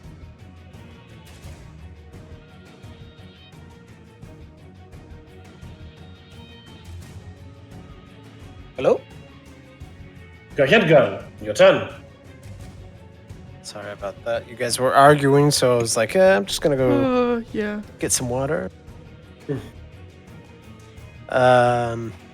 Attacks on the guy in front of me, recklessly. Couple of bonks. Slow drops though this time, but still doing potent damage. Go. Both of those attacks will hit. Without advantage, probably. But yeah. 27 and 20 would still hit the bonus actions. God damn it! I forgot to turn. But 9. For another 9 points of damage as you turn towards her and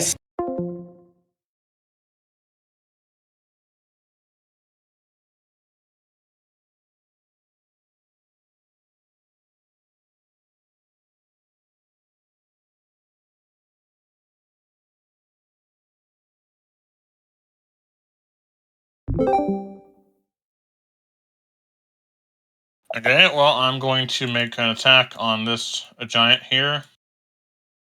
Or this, whatever they're called. I'm going to shoot a firebolt.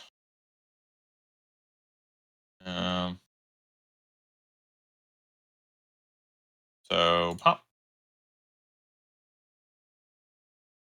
you do have advantage because the creature did recklessly attack.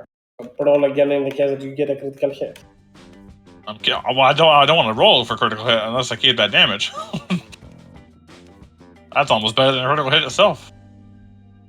You don't have to roll damage again, but yeah, 28 points of fire damage. I'm taking the higher attack. Well, that'll be my action.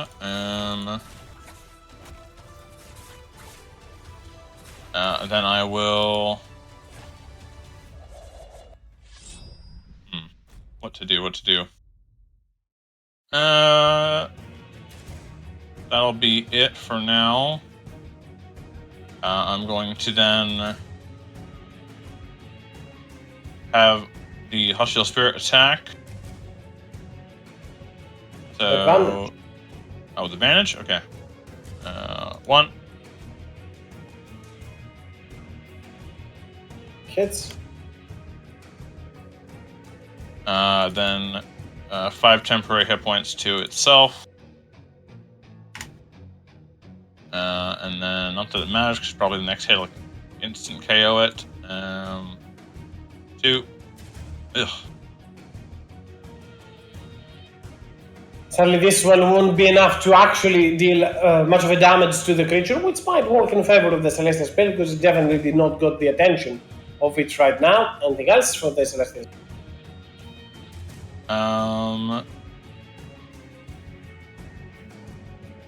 Nope, that'll be it. The one next towards you, Goel, bloodied as it is, it will not recklessly attack. It will attempt to just slam its Morningstar and break the restraints. Sadly for it, the 15 is not enough to do damage to stone. 17 is the AC. A second attack will be, however, more than enough to break apart this object, because this is 52 points of damage onto the wall as it turns and strikes, clears over this barricade, and then will attempt to grapple you, Goel. Which, instead of taking a bite attack, as it manages to clear this, it will attempt to take a grapple of you. Make me your athletics or acrobatics, Goel.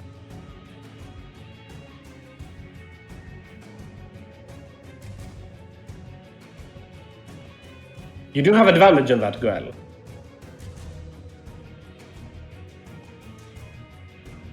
Goel? You there? And we never heard from Goel again. And we never heard from Goel. No, I'm taking for Goel, that is.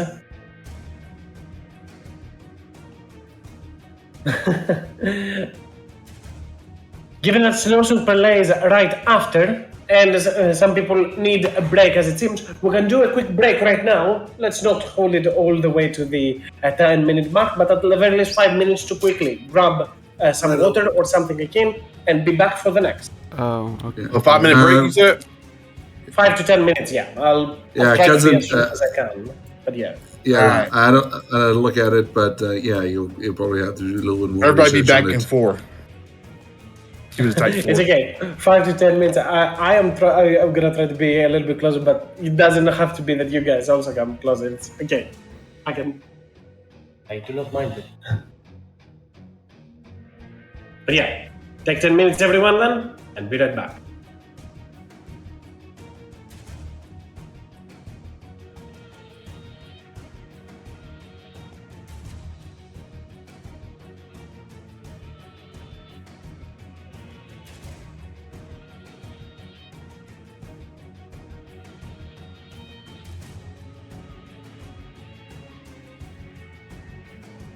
Oh, Goel, we're looking for you. But wait, I was here the whole time. I just didn't have my headset. It's I was only- looking at the turn order. I was like, oh, my turn's coming up next. Hold on. But yeah, we are taking a quick break. For some reason, I always feel like I mainly take the break for myself. And I don't want to keep you waiting on, but I realize that people also need a break. Yeah. No, it's all right. I've been needing a break for like 20 minutes. It's okay. That's why I keep like just walking a little bit and then coming back. All right.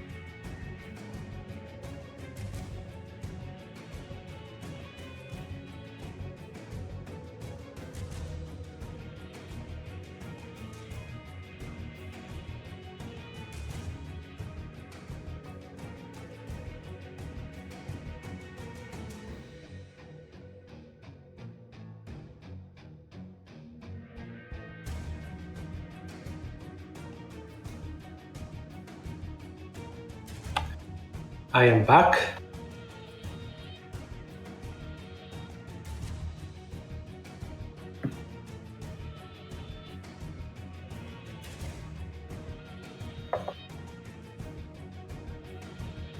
Anyone else around?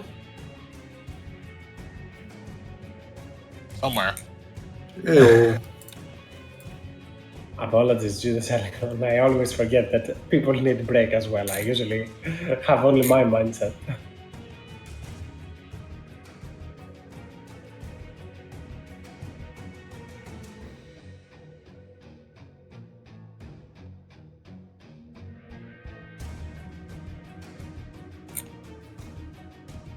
I'm here.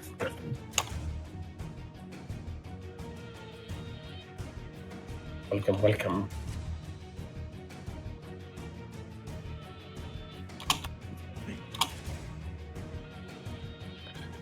Giving a minute or two for Guel, hopefully, and Jathros.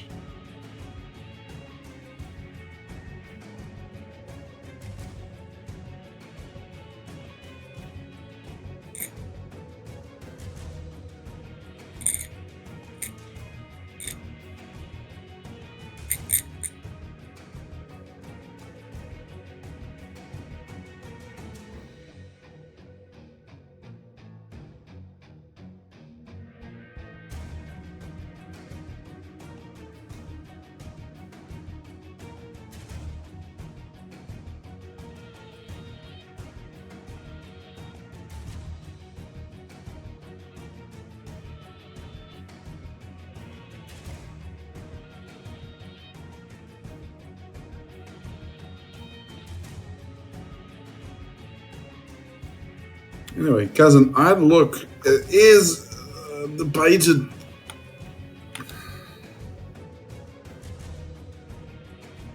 It is the who? The painted. Debated what it's basically. The problem is the wording is clear but unclear, in the sense that it doesn't make clear if the damage that's transferred to the person is, like, for example, it says the damage taken by the other person is taken by the paladin unresisted, but it doesn't say what, if there's damages of the other person before resistances. It only just clears that the damage it takes from the other person is without resistances. So it's like, ugh. I'm pretty sure it basically is like, You if can't double resist. well, no, it's not that. It's like, yeah, you can't double resist, but like if he's hit with something he's resisting, you're technically taking the damage that he resisted. You're not Yes. taking. You're not taking. Like, it wouldn't make sense. It wouldn't make sense if, like, you took the damage to someone who was immune to a damage type, because Correct. they wouldn't take any damage. So Yeah, theoretically, okay. yeah. I'm okay with that. Yeah, that makes a lot of sense. Yeah, I can. My character taking the damage cannot reduce that damage by any resistances whatsoever. But the person who takes, so for example, if Gahul gets stabbed by a puny little knife and takes 2 damage, he gets 1 damage because he's raging like a crazy bastard, and I just take that 1 damage if I do the reaction. Whereas if he was hit by a cold shower and took 3 cold damage and he doesn't, well, he's a barbarian. So 3 psychic damage because of the shock of the moment. He has no resistances to it. I take the full complement, but I never resist. None of my resistances come into play, basically. Now I do have a question. Go ahead. Technically, I feel like I don't know. Was this a question I was posited? So there was a Yeti versus the Chupacabra, but why not do like Sasquatch versus Chupacabra? Because they generally could be in the same biome, so they might actually come into so like, and then none of them have an environmental advantage, right? Because they live in the same relative areas. But literally looking at the stat blocks and everything. But what will probably happen is, this is kind of funny thing, right? Is say a first round of combat, looking at this, if the Yeti gets off its chilling gaze and actually paralyzes the Chupacabra, the Yeti wins. If the Yeti's, if the Chupacabra succeeds the Constitution saving throw, the Yeti will lose. Basically, it comes down to that. and considering the Constitution saving throw of +3, it doesn't have. No, it doesn't have. It's truly a coin cost. Yeah. Oh well, it's DC 13, 10. Yeah, so it's a DC 20. So it's a 50-50. If he succeeds and gets the paralyze off, technically it's 60-40 because the save included. But yeah, it literally comes down to that because he has a paralyze. Well, granted, the only Sasquatch I was able to find is homebrewed, so I don't know how to. I mean, granted, this one is still challenge rating 3. So, but this one can speak. All right, well, that's like that might change the dynamics of a fight. Hopefully, Goel can return to the game to take Snow some stern. I'll roll for the athletics of Goel, which he will end up getting grappled by the creature as it starts to move down the slope. Let us know when, Goel, you are back to take the turn of your favored companion, as onto the other side, the creature next towards Judas and the Celestial Spirit, wounded by those attacks, it will swing wide to try and not attack them, actually, more to force them behind as it takes the disengage action for its turn. Clever, those creatures do have some sentience of intelligence, and will then take a step over here, jump over towards the rock in here, and start moving down from there with its 40 feet of movement. Harmony, you are up next. The creature you just saw, a massive giant hulking above you, swing wide with its weapon and then jump to the side to try and bundle. As it moves away, you can hear it yelling out in giant, that is, and you understand quite clearly, not worth it, too powerful. This is the one running away, right? The one with his back to me? Yes. Never turn your back to an enemy. 5, 10, 15. How high up is it? Like, can I hit it from here? You would need to do 5 more feet. The creature in here has already made an opportunity attack against Judas, so it cannot make one for you, so you can just move a little bit more. Surprise! 19. Wait, do I have advantage? Not this time. The creature did not attack recklessly, but 19 will still hit. All right. I guess no sneak attack. He's gonna see this one coming. I'm gonna add a fermenting, fulminating treatise to it and a booming blade. Take that down. Roll for damage. Wish that had sneak attack. Man, that would have blew him up. When the creature disengages to avoid opportunity attacks, as the creature runs away, it will find its demise as Harmony truly turns towards it, advises it never to turn its back against an enemy, and the creature pays that toll. 32 damage will be more than enough to knock the creature down onto the ground and dead. Like stab it and like the lightning from the blade like shoots into him and it blows his arm off. So like in the back it's just like a small hole, but then like his whole chest is missing. And then okay, that was 25. I've increased movement speed because of haste. I have enough movement speed to get all the way around this battlefield. Get back here and here. I'm gonna make another rapier attack. Not at advantage. That's 11. Or is it advantage against this one? This one is recklessly attacking. Okay, so cool. yeah, 27 will hit. All right, and then I'm gonna sneak attack that.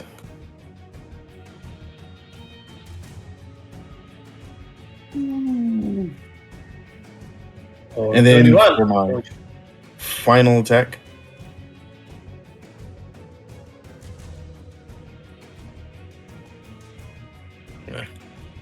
No sneak attack.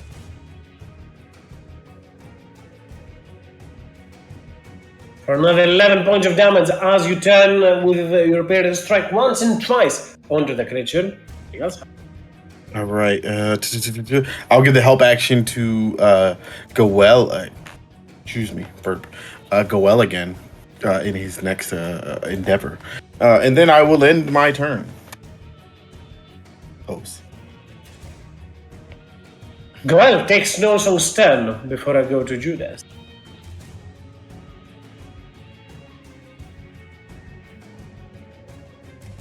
With advantage, the creature is recklessly attacking. 16 will still hit. For 11 points of slashing damage as Hammond strikes from one side, Snowsong just jumps to the other, bites at the creature in pain from both of the attacks, tries to wiggle and slam its arms around, flailing them to try and get away, but that will have to wait for its turn. So Snowsong maneuvers a little bit around and... Is bonus action go ahead. teleport. Roll me the d6.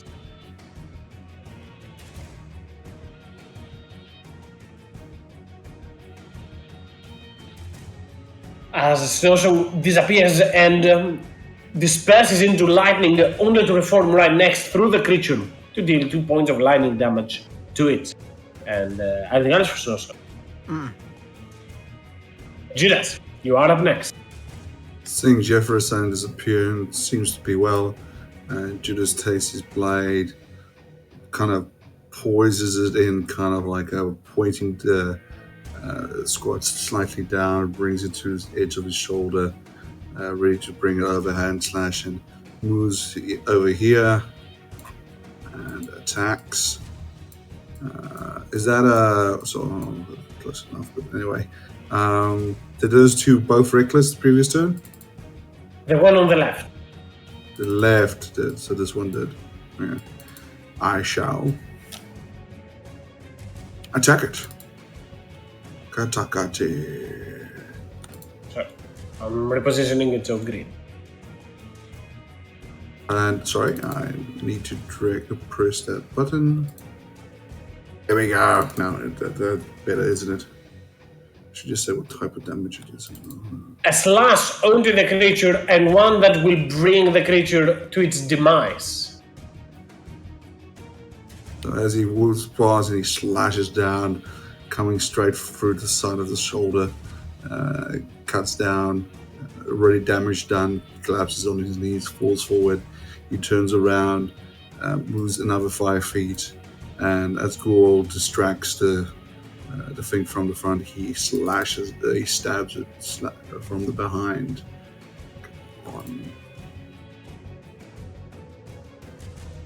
And as he does that, I'm just gonna have a bit of fun with this as well. As he does that, he stabs as well. The blood and the blade suddenly rushes, and you could almost see blood rush from his hand into the blade. And I'm going to try this mechanic of using one of my hit die. Go for it. Another 6 damage. You see as the blade feeds both ways, once from Judas and once from the creature, just siphoning all the blood that it can get, striking onto that. And Anything else you suggest? No, that is me. Jethros, a voice, or not really a voice, more of a noise, seems to originate from down below. However, you hear faint steps from up above.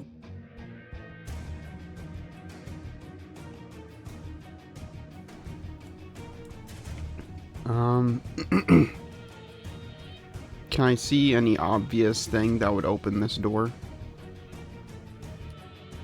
Right next to you, there appears to be nothing of that sort. Okay.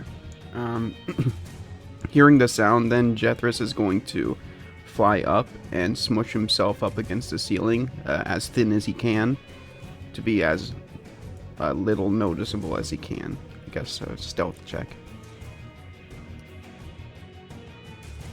Let me roll it.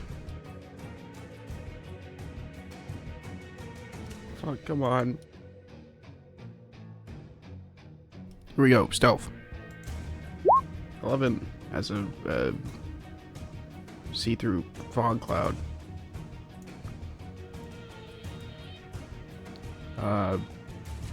And I guess I'll move as far as I can into the room, which is like 10 feet, right?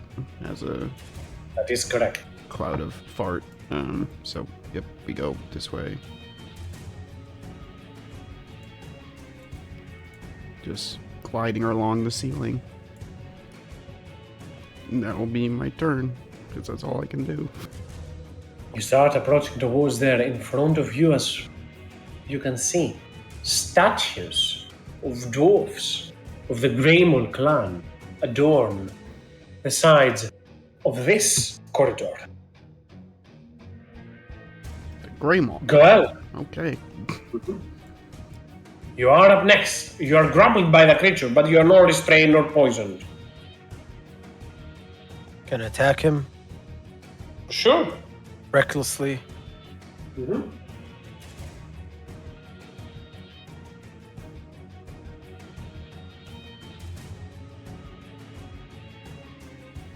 There's only 2 hits. You are not poisoned. All of those should be at advantage if you are doing recklessly. Yes. Oh, okay. Let me roll them again. Okay.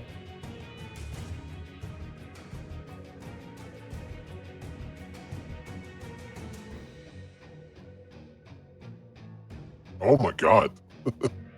All still hit. Oh, okay. That's good.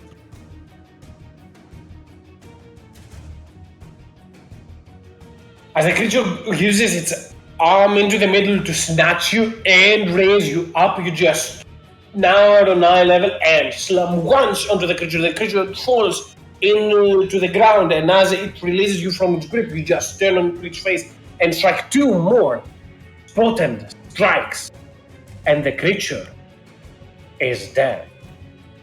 Did it hit me? Or is that the 15? The attack was for the object up there. Didn't do damage to you earlier. And given that there is no creature remaining, I shall drop initiatives. Give you a little bit of time to those that are outside, conduct research, do whatever it is that you will, and then I'll shift to Jethros, who is currently a mote of dust. In front of you lie the strange creatures, those hulk giants, number of curs adorn their pelts, and surprisingly, quite the number of jewelry, amulets that hang onto their fingers, rings, belts, strange art objects adorn their bodies.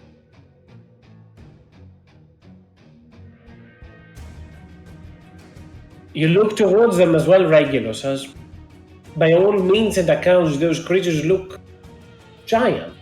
They spoke as well. Yet no tale of your father seems to inform you of what these creatures are. Can I do something real quick? Go ahead, Harmony. Can I try to lift the log off of Vala?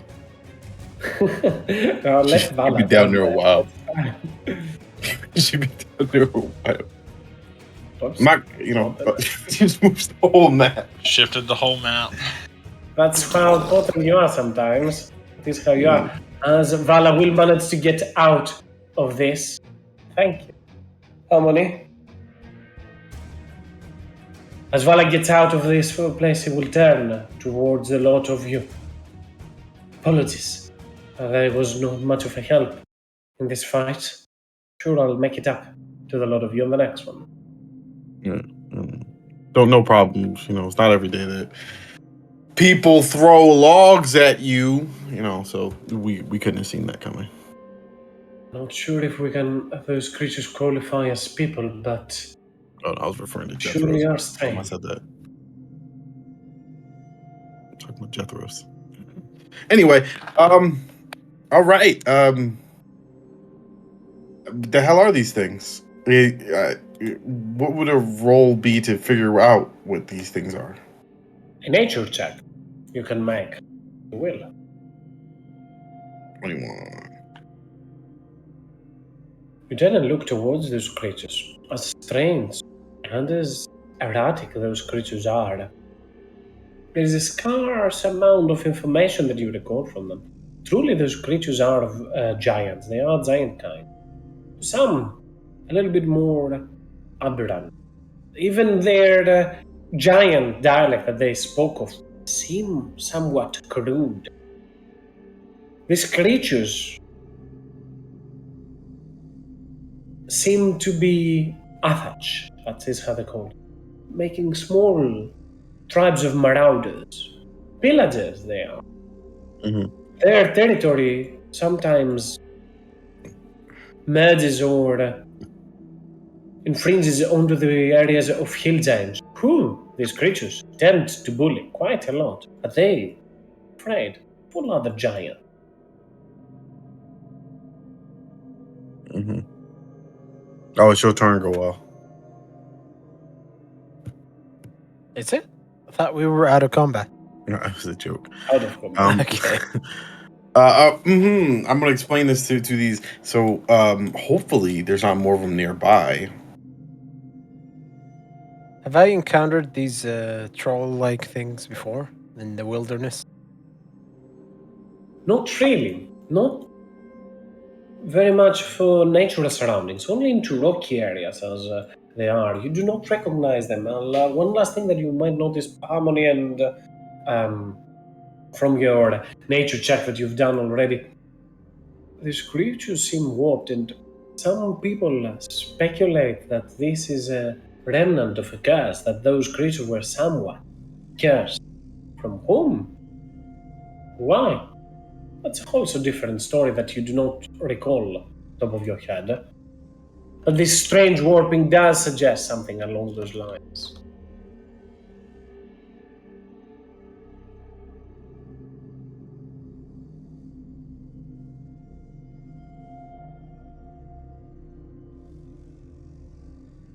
On the plus side, they do come with art objects, all of them, that they adorn on their bodies. Well, maybe they try to make themselves pretty. Some kind of like mating call, or trying to attract the opposite sex or something. Like peacocks.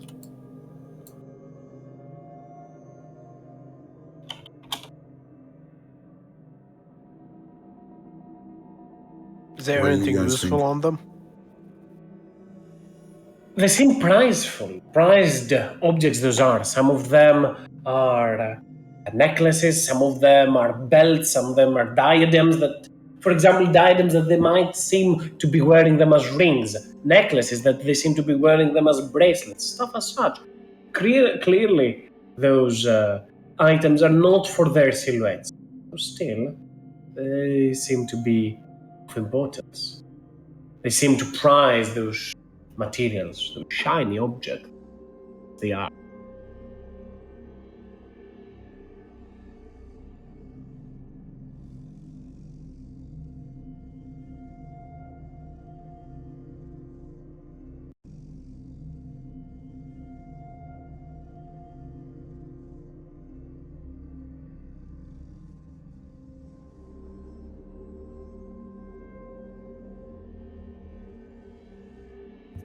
Oh, you guys want to go inside?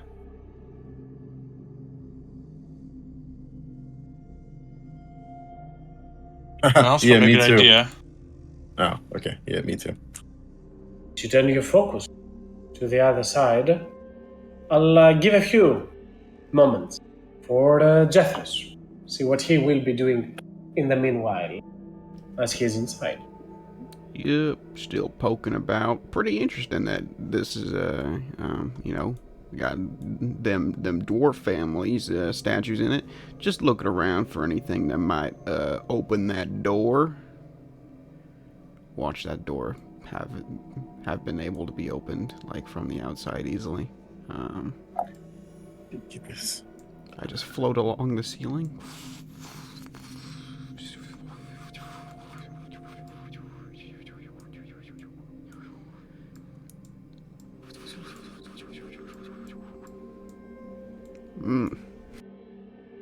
Interesting. I try Make my and... perception, Jethros. But Sure. I think because this is darkness for you, you're at a disadvantage. Oh, definitely disadvantage. So let me control that. 17, not bad. But quite potent. A few sounds is what you will hear. Some strange sound that originates from above. Some sort of metal, perhaps, that starts to spin and then stop. Some weird, strange mechanism that originates somewhere around the area from where the gate was. Is someone trying to open the gate? You think at first, but the sound stops a moment after. A dripping sound is what you'll hear as well. Look, look. Some water flowing through a strange system. From behind, you can see that this fountain seems to be filled with this water that has definitely gone bad and has been spoiled and carries a vile stench.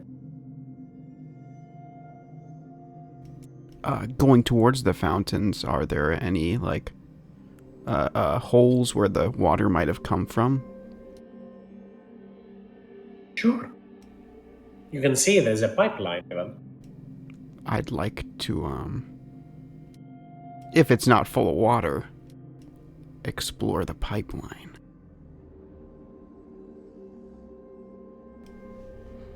As sadly, it is filled Damn it. with water. I'm not sure, can you hold your breath while in that form? Not sure how that works. I'm not sure if it's windwalk or gaseous form, but I think that water acts as just solid ground or something. That might be windwalk.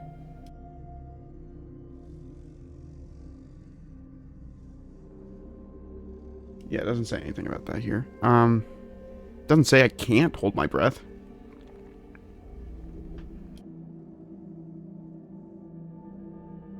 I think that seems to prohibit you from doing so. So if you'll allow me to, I'd like to try.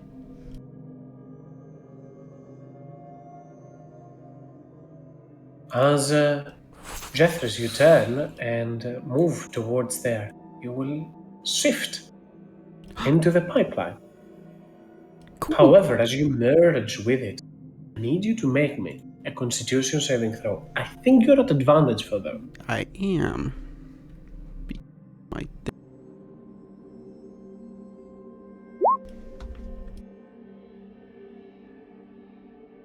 Ooh.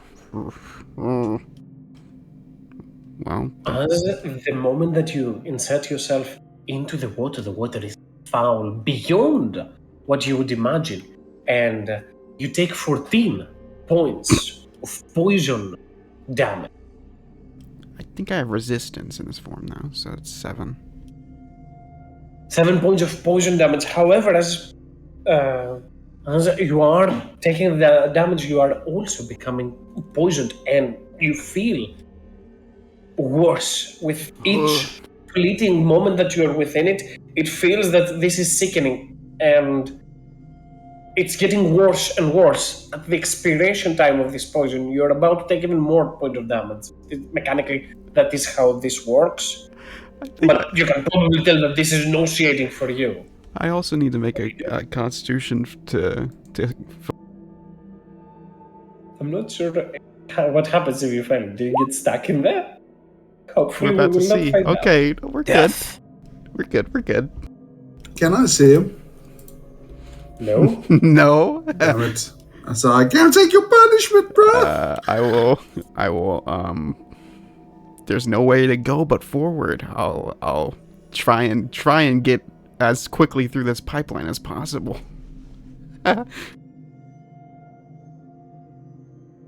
That is the last we had of death. How long does the gaseous form last? An hour. Okay, An that's hour. at the very least somewhat good for you. So 10 feet for this 10, because in a minute the poison effect ends, or at the very least ceases, or kicks again. So that is your second turn. As I'll assume you will only be dashing inside. Do you want to do anything else? I'm just counting down your movement. No, I mean, I don't expect to see anything weird inside the pipe, at least, besides the disgusting water. Turn 3. Turn 4. Gulp. Turn 5 gets you here. And as you get into this water, there is something that is swimming in there. A strange creature that clearly has not noticed. After all, you are just a cloud of smoke. This tankard is filled to, you can see barely the surface up above you. But this pool is filled with this foul water. Okay. Alright, I'll float to the top just so I don't disturb this thing. And I'll start bloop, bloop, bloop, floating around, trying to gauge the area. Turn 6 gets you nearly to the 7. Turn 7 will get you right outside this. Give me a second. Okay. At your 7th turn, you will just get right outside of the foul water. Oh, that was a water I gotcha. I understand now. Okay. Time to look around. That's then 8. Oh, sorry. It's okay. 2 more turns. So, what exactly it is that you will be doing? I'm just floating around, trying to see where I'm going. There's a passageway over here, so might as well keep going, right? Might as well. Try and see what the fuck is happening. Oh, there's light. I guess I'll keep flying this way. Dash. Just tell me when to stop. And do one more dash. Boop. And I need you to repeat me the saving throw. The con saving throw. Okie doke. 21, easy. I think you are actually fine. You take no more poison damage and you are no longer poisoned. Jethro says whatever this water was, it was extremely befouled. You can now move normally around here. Great. This is probably really entertaining for everyone else. I keep flying. Is this Quick second. outside? I'm about to bring everyone onto the map so you can see a little bit better how that is. Just a second.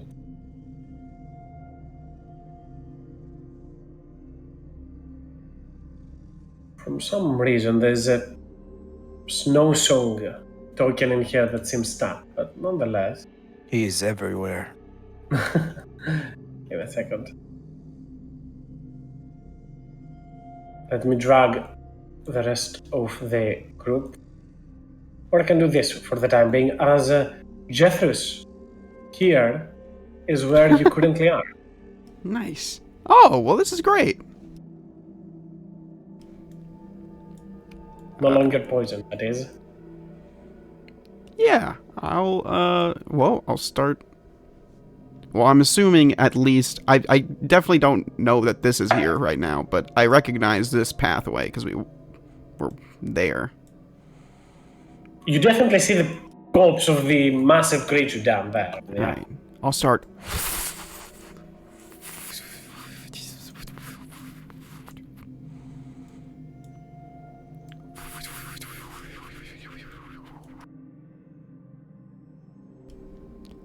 And I'll just watch the group for a couple seconds. See if they're talking about me behind my back.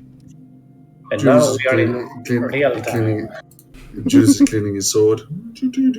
As we cut back, it's like I know he was standing next to us, but I'm pretty sure he had something to do with that log falling on us. Lucky he's not here to hear this. Are you upset about the log? Why are you upset about the log? Because I feel like Jethro's had something to do with it. Oh, well, I mean, technically speaking, he had something to do with it, most probably. Around him, things tend to dance, and that log danced quite a good dance. Like, you didn't see, like, the look in his eyes when I dodged it. It's like utter disappointment. Oh, you think he wanted to hit you with it?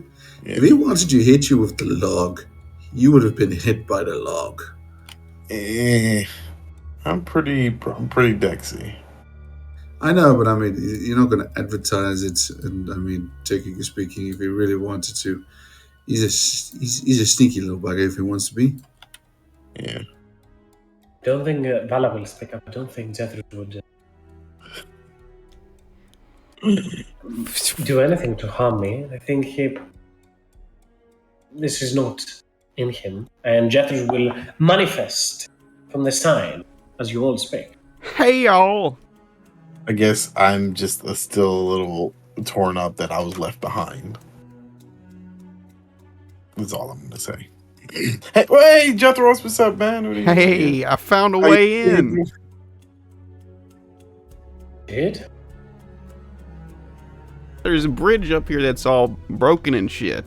There's no, like, lever in there for the door. Uh-huh. Lead the way. Right. Okay.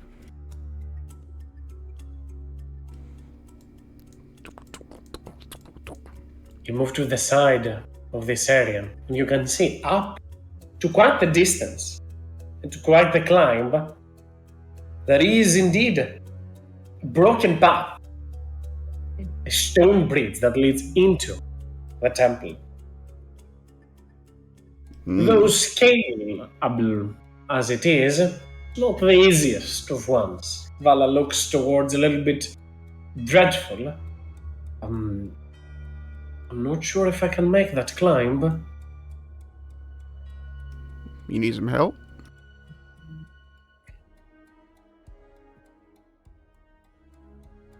Probably, if we're going that way. Alright, arms up, Vala. And, Jethros will pick her up by the bottom of her arms and will take to the sky with his new ability. As he steps up off the ground, rocks will fly around his legs and propel him into the air.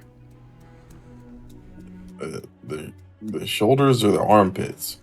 Like the armpits, respectfully. Okay. They might be hard to hold on if you just grab someone's shoulders. No. Yeah, because then they might slip down. I see regulars moving, but I do not hear you if you are saying something. I fly up. Mm-hmm. The spirit will offer to bring people up. I'm going to try to jump it first. I'm going to try to climb it first. Just all hands, no legs. Climb up the side of the rock face. And as you start climbing up the rock face, all you see is just Judas walks next to you and then starts walking up in the incline, like just walking up the sheer surface with spider climbers. There's some benefits still, although I'm going to die.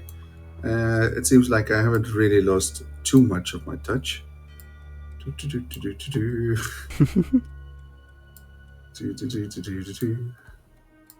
assume the Celestial Spirit picks.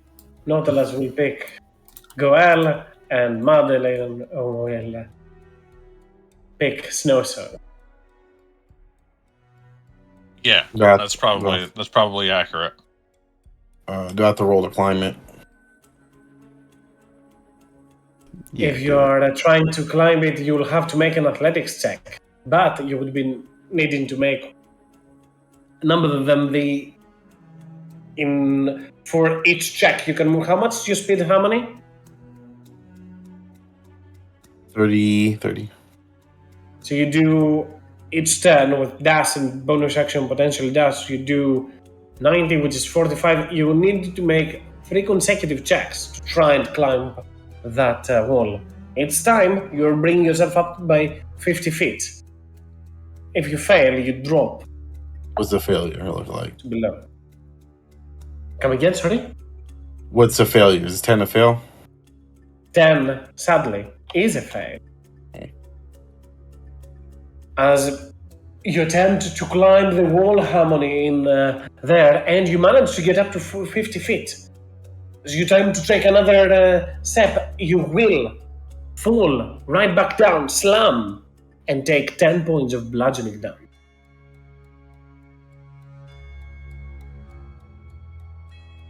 You do not get impaled and die on the stalagmite. That is not what happens. As potentially, the Celestial Spirit can offer you a way up, Harmony. Or if you want to try again, you can I'll fill just and let take your him. chances. I'll defeatedly let him carry me up. Give me a second, I'll fuel to the other area then. So you can see inside.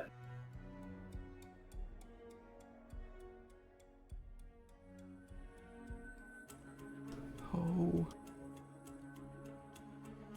The Celestial Spirit will also, once reaching the top, Madeline will step away from Nautilus and reach out to Jethris and offer a handshake.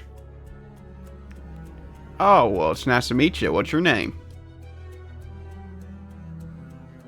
Woo! You go for 10. That's nice. I think it's Jeffress, don't get too attached. You might disappear tomorrow. Oh. It's 15, I believe. Hmm? I think 15? From what? What?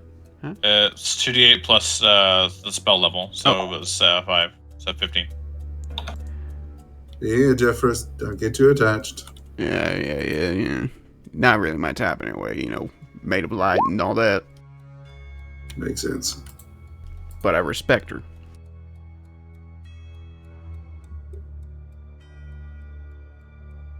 It's like an illusion.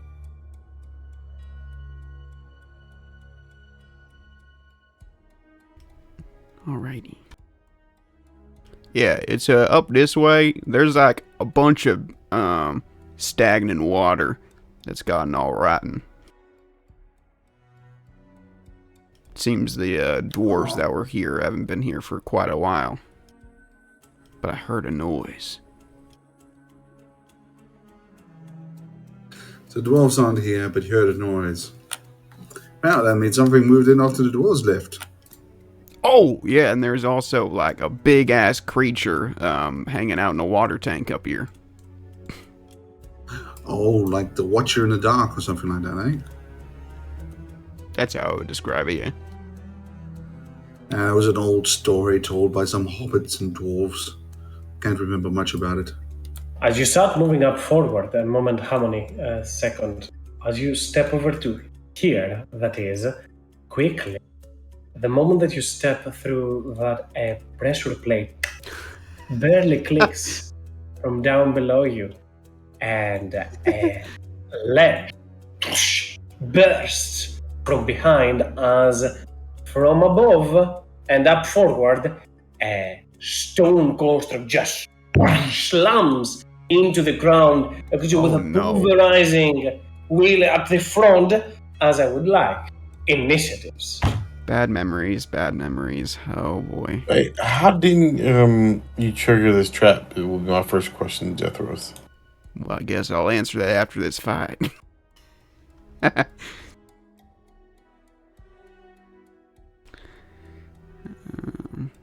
So, click character, then initiative. Click character, then delete Jethros with your current hit point. That's more accurate. Oh! Where is Snow Song? Isn't he there? For some reason on my screen, Snowsong is extremely bugged right now. Like I see a line of where he was prior. Did It's delete my extremely turn. weird. Fucking Maybe idiot. that. Can I reposition myself? Over to here, just after this one. As you were all moving, Harmony moved a little bit forward, and then this wall appeared. So, as long as you're on that side of the wall, I am fine. Put me back where I need to be. Thank you. Thank you. And Look like this is our newest and coolest art of Jethros as he's levitating and flying from the ground. The dust swirls around him and propels him, boosts him upward.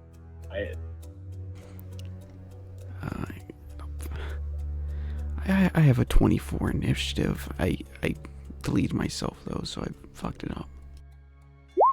I can add you again, Jethros, and I think then with a 24 you probably go first. I'm not wrong. You go first, Jethros. Great. Just what I needed. Well, I can't see anything. I assume as I was casting light, this is what was happening, so I don't really see anything. You hear, however, from the other side a potent thud. Something massive dropped in there, and a rolling sound starts to move towards you. Mm-hmm. And Allah, I think it's Hermes, the god that flies right by his feet. Mm-hmm. He will Correct. step up into the air and try and get as high as possible, because that made him not trigger anything earlier. How tall is the ceiling in here? About 20 feet up high. Okay, I'll just get 15 feet so I can stand up at least. And Just starts to levitate upwards, that is. action, I will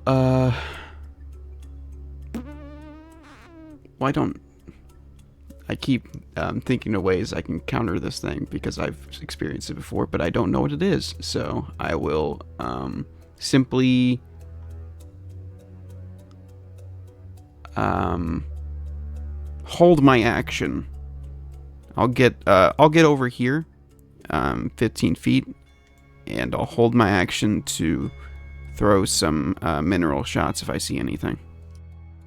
You use quickly your hands to kind of just climb onto the more so reposition yourself through the ceiling, kind of just waving and shoving yourself up forward as you levitate and you prepare to use your magic against whatever it is that is up ahead. Harmony with your feet down onto this pressure plate. You see up into the distance what dropped into the ground from there, from some sort of a hidden mechanism from up above you. What do you do? Would you say this thing is flush with the wall? Flush as in... Touching the wall. Yes, definitely. So, like, there's no gap in between in the wall. Because on the map, it looks like there's, like, some space in between each side and the wall. Barely, might be a tiny gap in there, enough for a tiny creature potentially to move, but the construction is truly for a creature as such to just take the whole space. Would you say it's at least a foot in between it and the wall on either side? Some inches or a single foot, yeah, potentially. Okay. So, I'm going to try this because I'm assuming it's 1 foot on each side in between the wall. And I'm going to cast Pass Wall. But I'm going to cast it downward. And I'm going to, because it's going to be 5 feet, 5 feet wide, but the 5 feet is going to go this way. And then the 8 feet is going to go like this way. And then the 20 feet will be going down as I make like a hallway. Essentially a hallway downwards. Hopefully this thing will just fall in and we can just like step over it. A potent plan as quickly Harmony will use some of their magic to open up a rift in the area, and the ground starts to create a hole in the spot. Let's see, bring that, maybe that's. But anything else, Harmony, for your turn? Nah, then I'm gonna see what happens.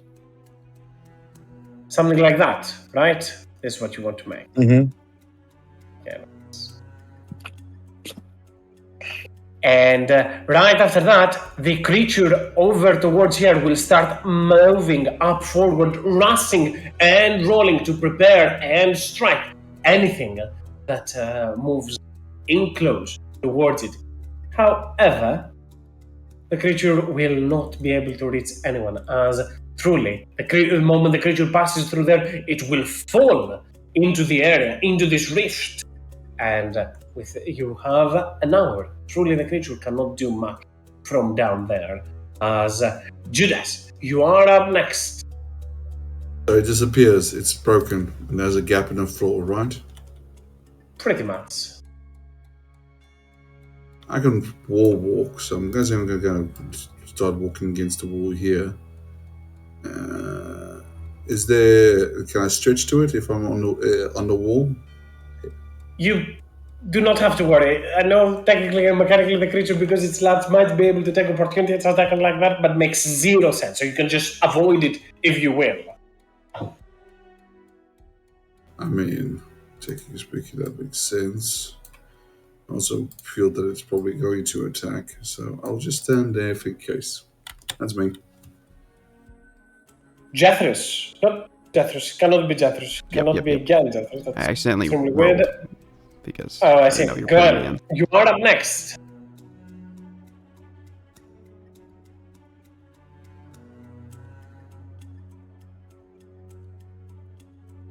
Girl, you there?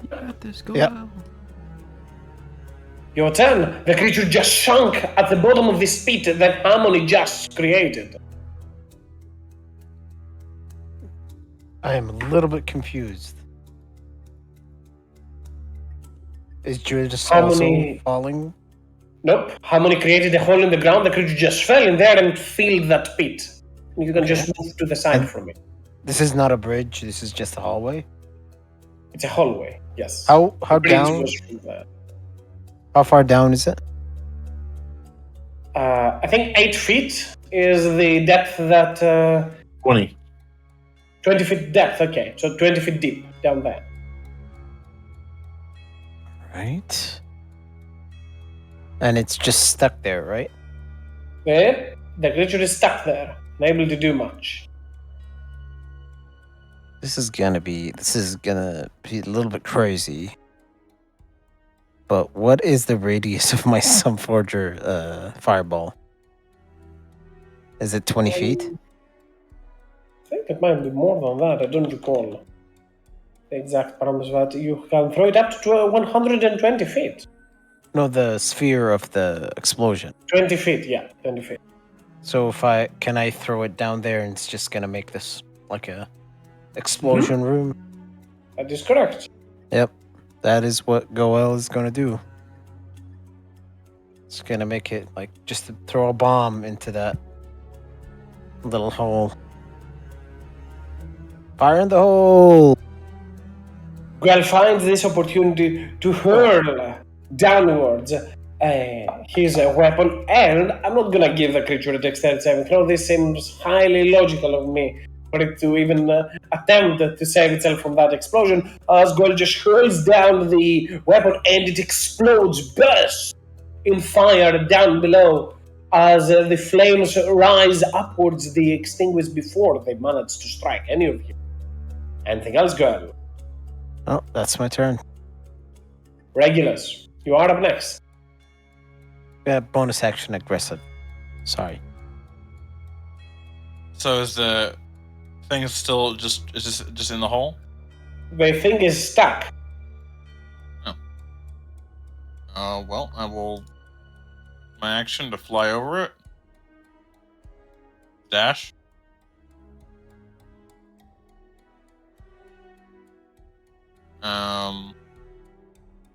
I can see.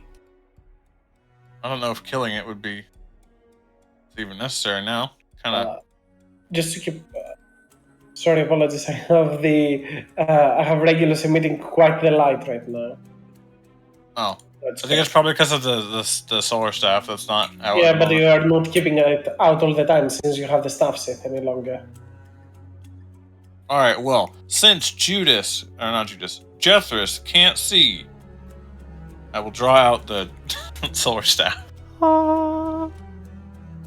Make you put the light back on if you didn't already take it off. I did. Here it is. Back again. Either way.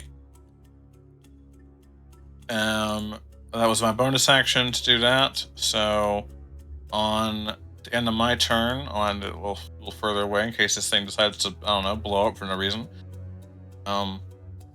And the Celestial Spirit will also fly over the pit. This side.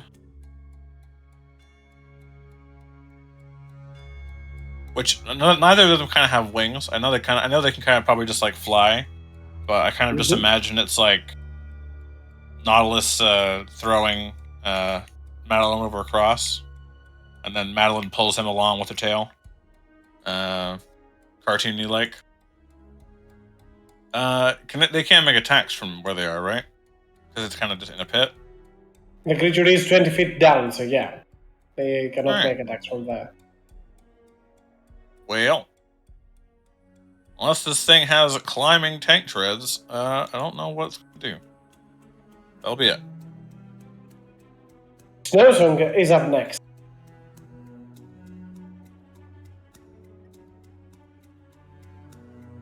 Song is gonna look at it and bark. So moves up forward, looks down onto the creature and roars at it. Anything else for Snowsong?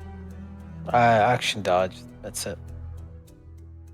Vala will manage to get through the barrier in here and start to advance forward as Jeffries. You are up next. I mean, who wants to have some help to fly across? I'll help him out. I think we're just abandoning this thing. Well, if we leave it there, it'll be there when we get back. So, Okay. I'll float above it. And I'll shoot some mineral shots down straight at it. Go for it. Okay. 30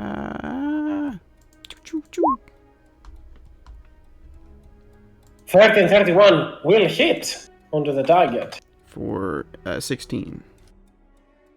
You turn towards the creature and blast it from up above as the creature down in there, nearly unable to move. I guess, yeah, that is more than fine as you move up forward and start blasting at it. Anything else, Jeffrey?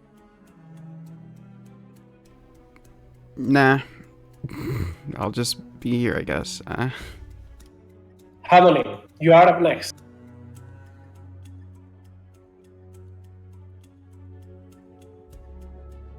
all right.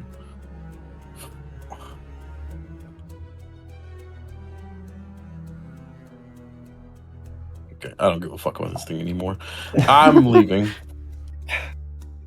Flames wreath from Harmony's hand as they try to burst the creature down, but the stone juggernaut cannot do much. Though hard and dense its texture is, it won't be able to. It won't take damage from that attack, but it won't be able to do anything. And now you're probably wondering, why the hell is Kazan keeping up initiatives? Well, silly geese, all of you. The tank jumps. It is only because from within the water, a burst of a spout of this acidic hue will stretch outside. And Regulus, I need you to make me a strength saving throw. Notably, one of my strongest saving throws. You are the one closest. There's that thing. As the spout will adhere towards you, Regulus, and then pull you. I guess the creature can be a little bit further. It doesn't have to be that close. And will pull you straight in it. Am I grappled? I don't think it grapples you. It just pulls me. Pulls you closer towards it. As you take also 19 points of acid damage as you emerge into the water. And as it does so, the creature will then attempt to strike at you. The creature breathes the spout, brings you closer, and then starts trying to claw you down and bite you. No. Yes. Oh wait, I can Oh, see okay. it. All right. Well, could I have Can you see it? done a little bit of a barbs on that? What's the range of silver barbs? If it's 60 60 feet, feet? then yeah, you can. Okay, Yeah, I I will would've been reroll the like- attack then. Regulus, I just said it was right there. Watch out! The creature's attack will not hit her. Wait, the token is not correct. Okay, now it's correct for large size. As the attack then shall not hit, and it has one last claw attack to do for you, regular. And Does 24 hit you, regulars? Yes. For 18 points of slashing damage as the creature brings you closer and then tries to bite you. You move to the side. The creature tries to claw you. Jeffrey uses some of his magic and the creature misses magically. Angered, the creature turns for one last strike to slash and gut you as it deals 18 points of slashing damage. Can you, do you even need to make a con save or no? I have a +9. And Oh no. And you do manage to keep your spell, but that will be the creature's turn as it appears towards it, and you can see this abysmal creature standing at the front, prepare to attack you. And to start things off next week, this is where we're going to put a pause and get straight off with that. Sure. Any questions or something to add before we call it off for the week? Why did you warn us about the creature? I did. I Goodness. said there was a creature in there. I know. He did say. I know. He did say. But we all went. We went. He said it was in the water, and then I saw this whole monstrosity. I'm like, was that in the water? And it's like, oh look, there's Regulus is flying forward. Is he? Whatever the he's fuck like this Death thing Wish? is. Judas kind of like thinks for a second. Should I warn Regulus as he flies past? He'll be alright. He is alright, but he just escaped a brutal critical hit barely. So who knows? But yeah. That will I conclude wonder how we today's did that. session as this massive creature is preparing to strike down on regular. Poor regular. Enjoy and have a good week. And if you need something, you all know where to find me. Good Yeah. game, everyone. Have a good one, everyone. I had fun. Yep. Enjoy. Yeah. Ciao. Bye-bye.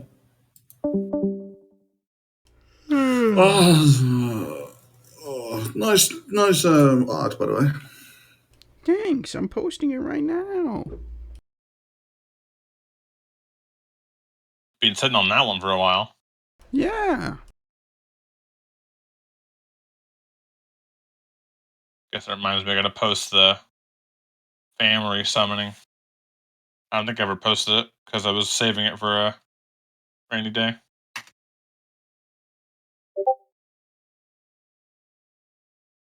Saving it for a rainy day.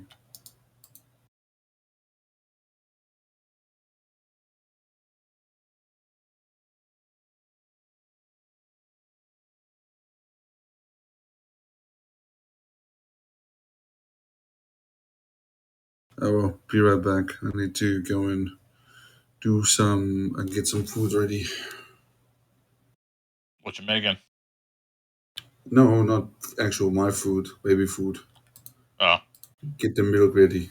Kids will be munching in about 5, 6. We'll be back.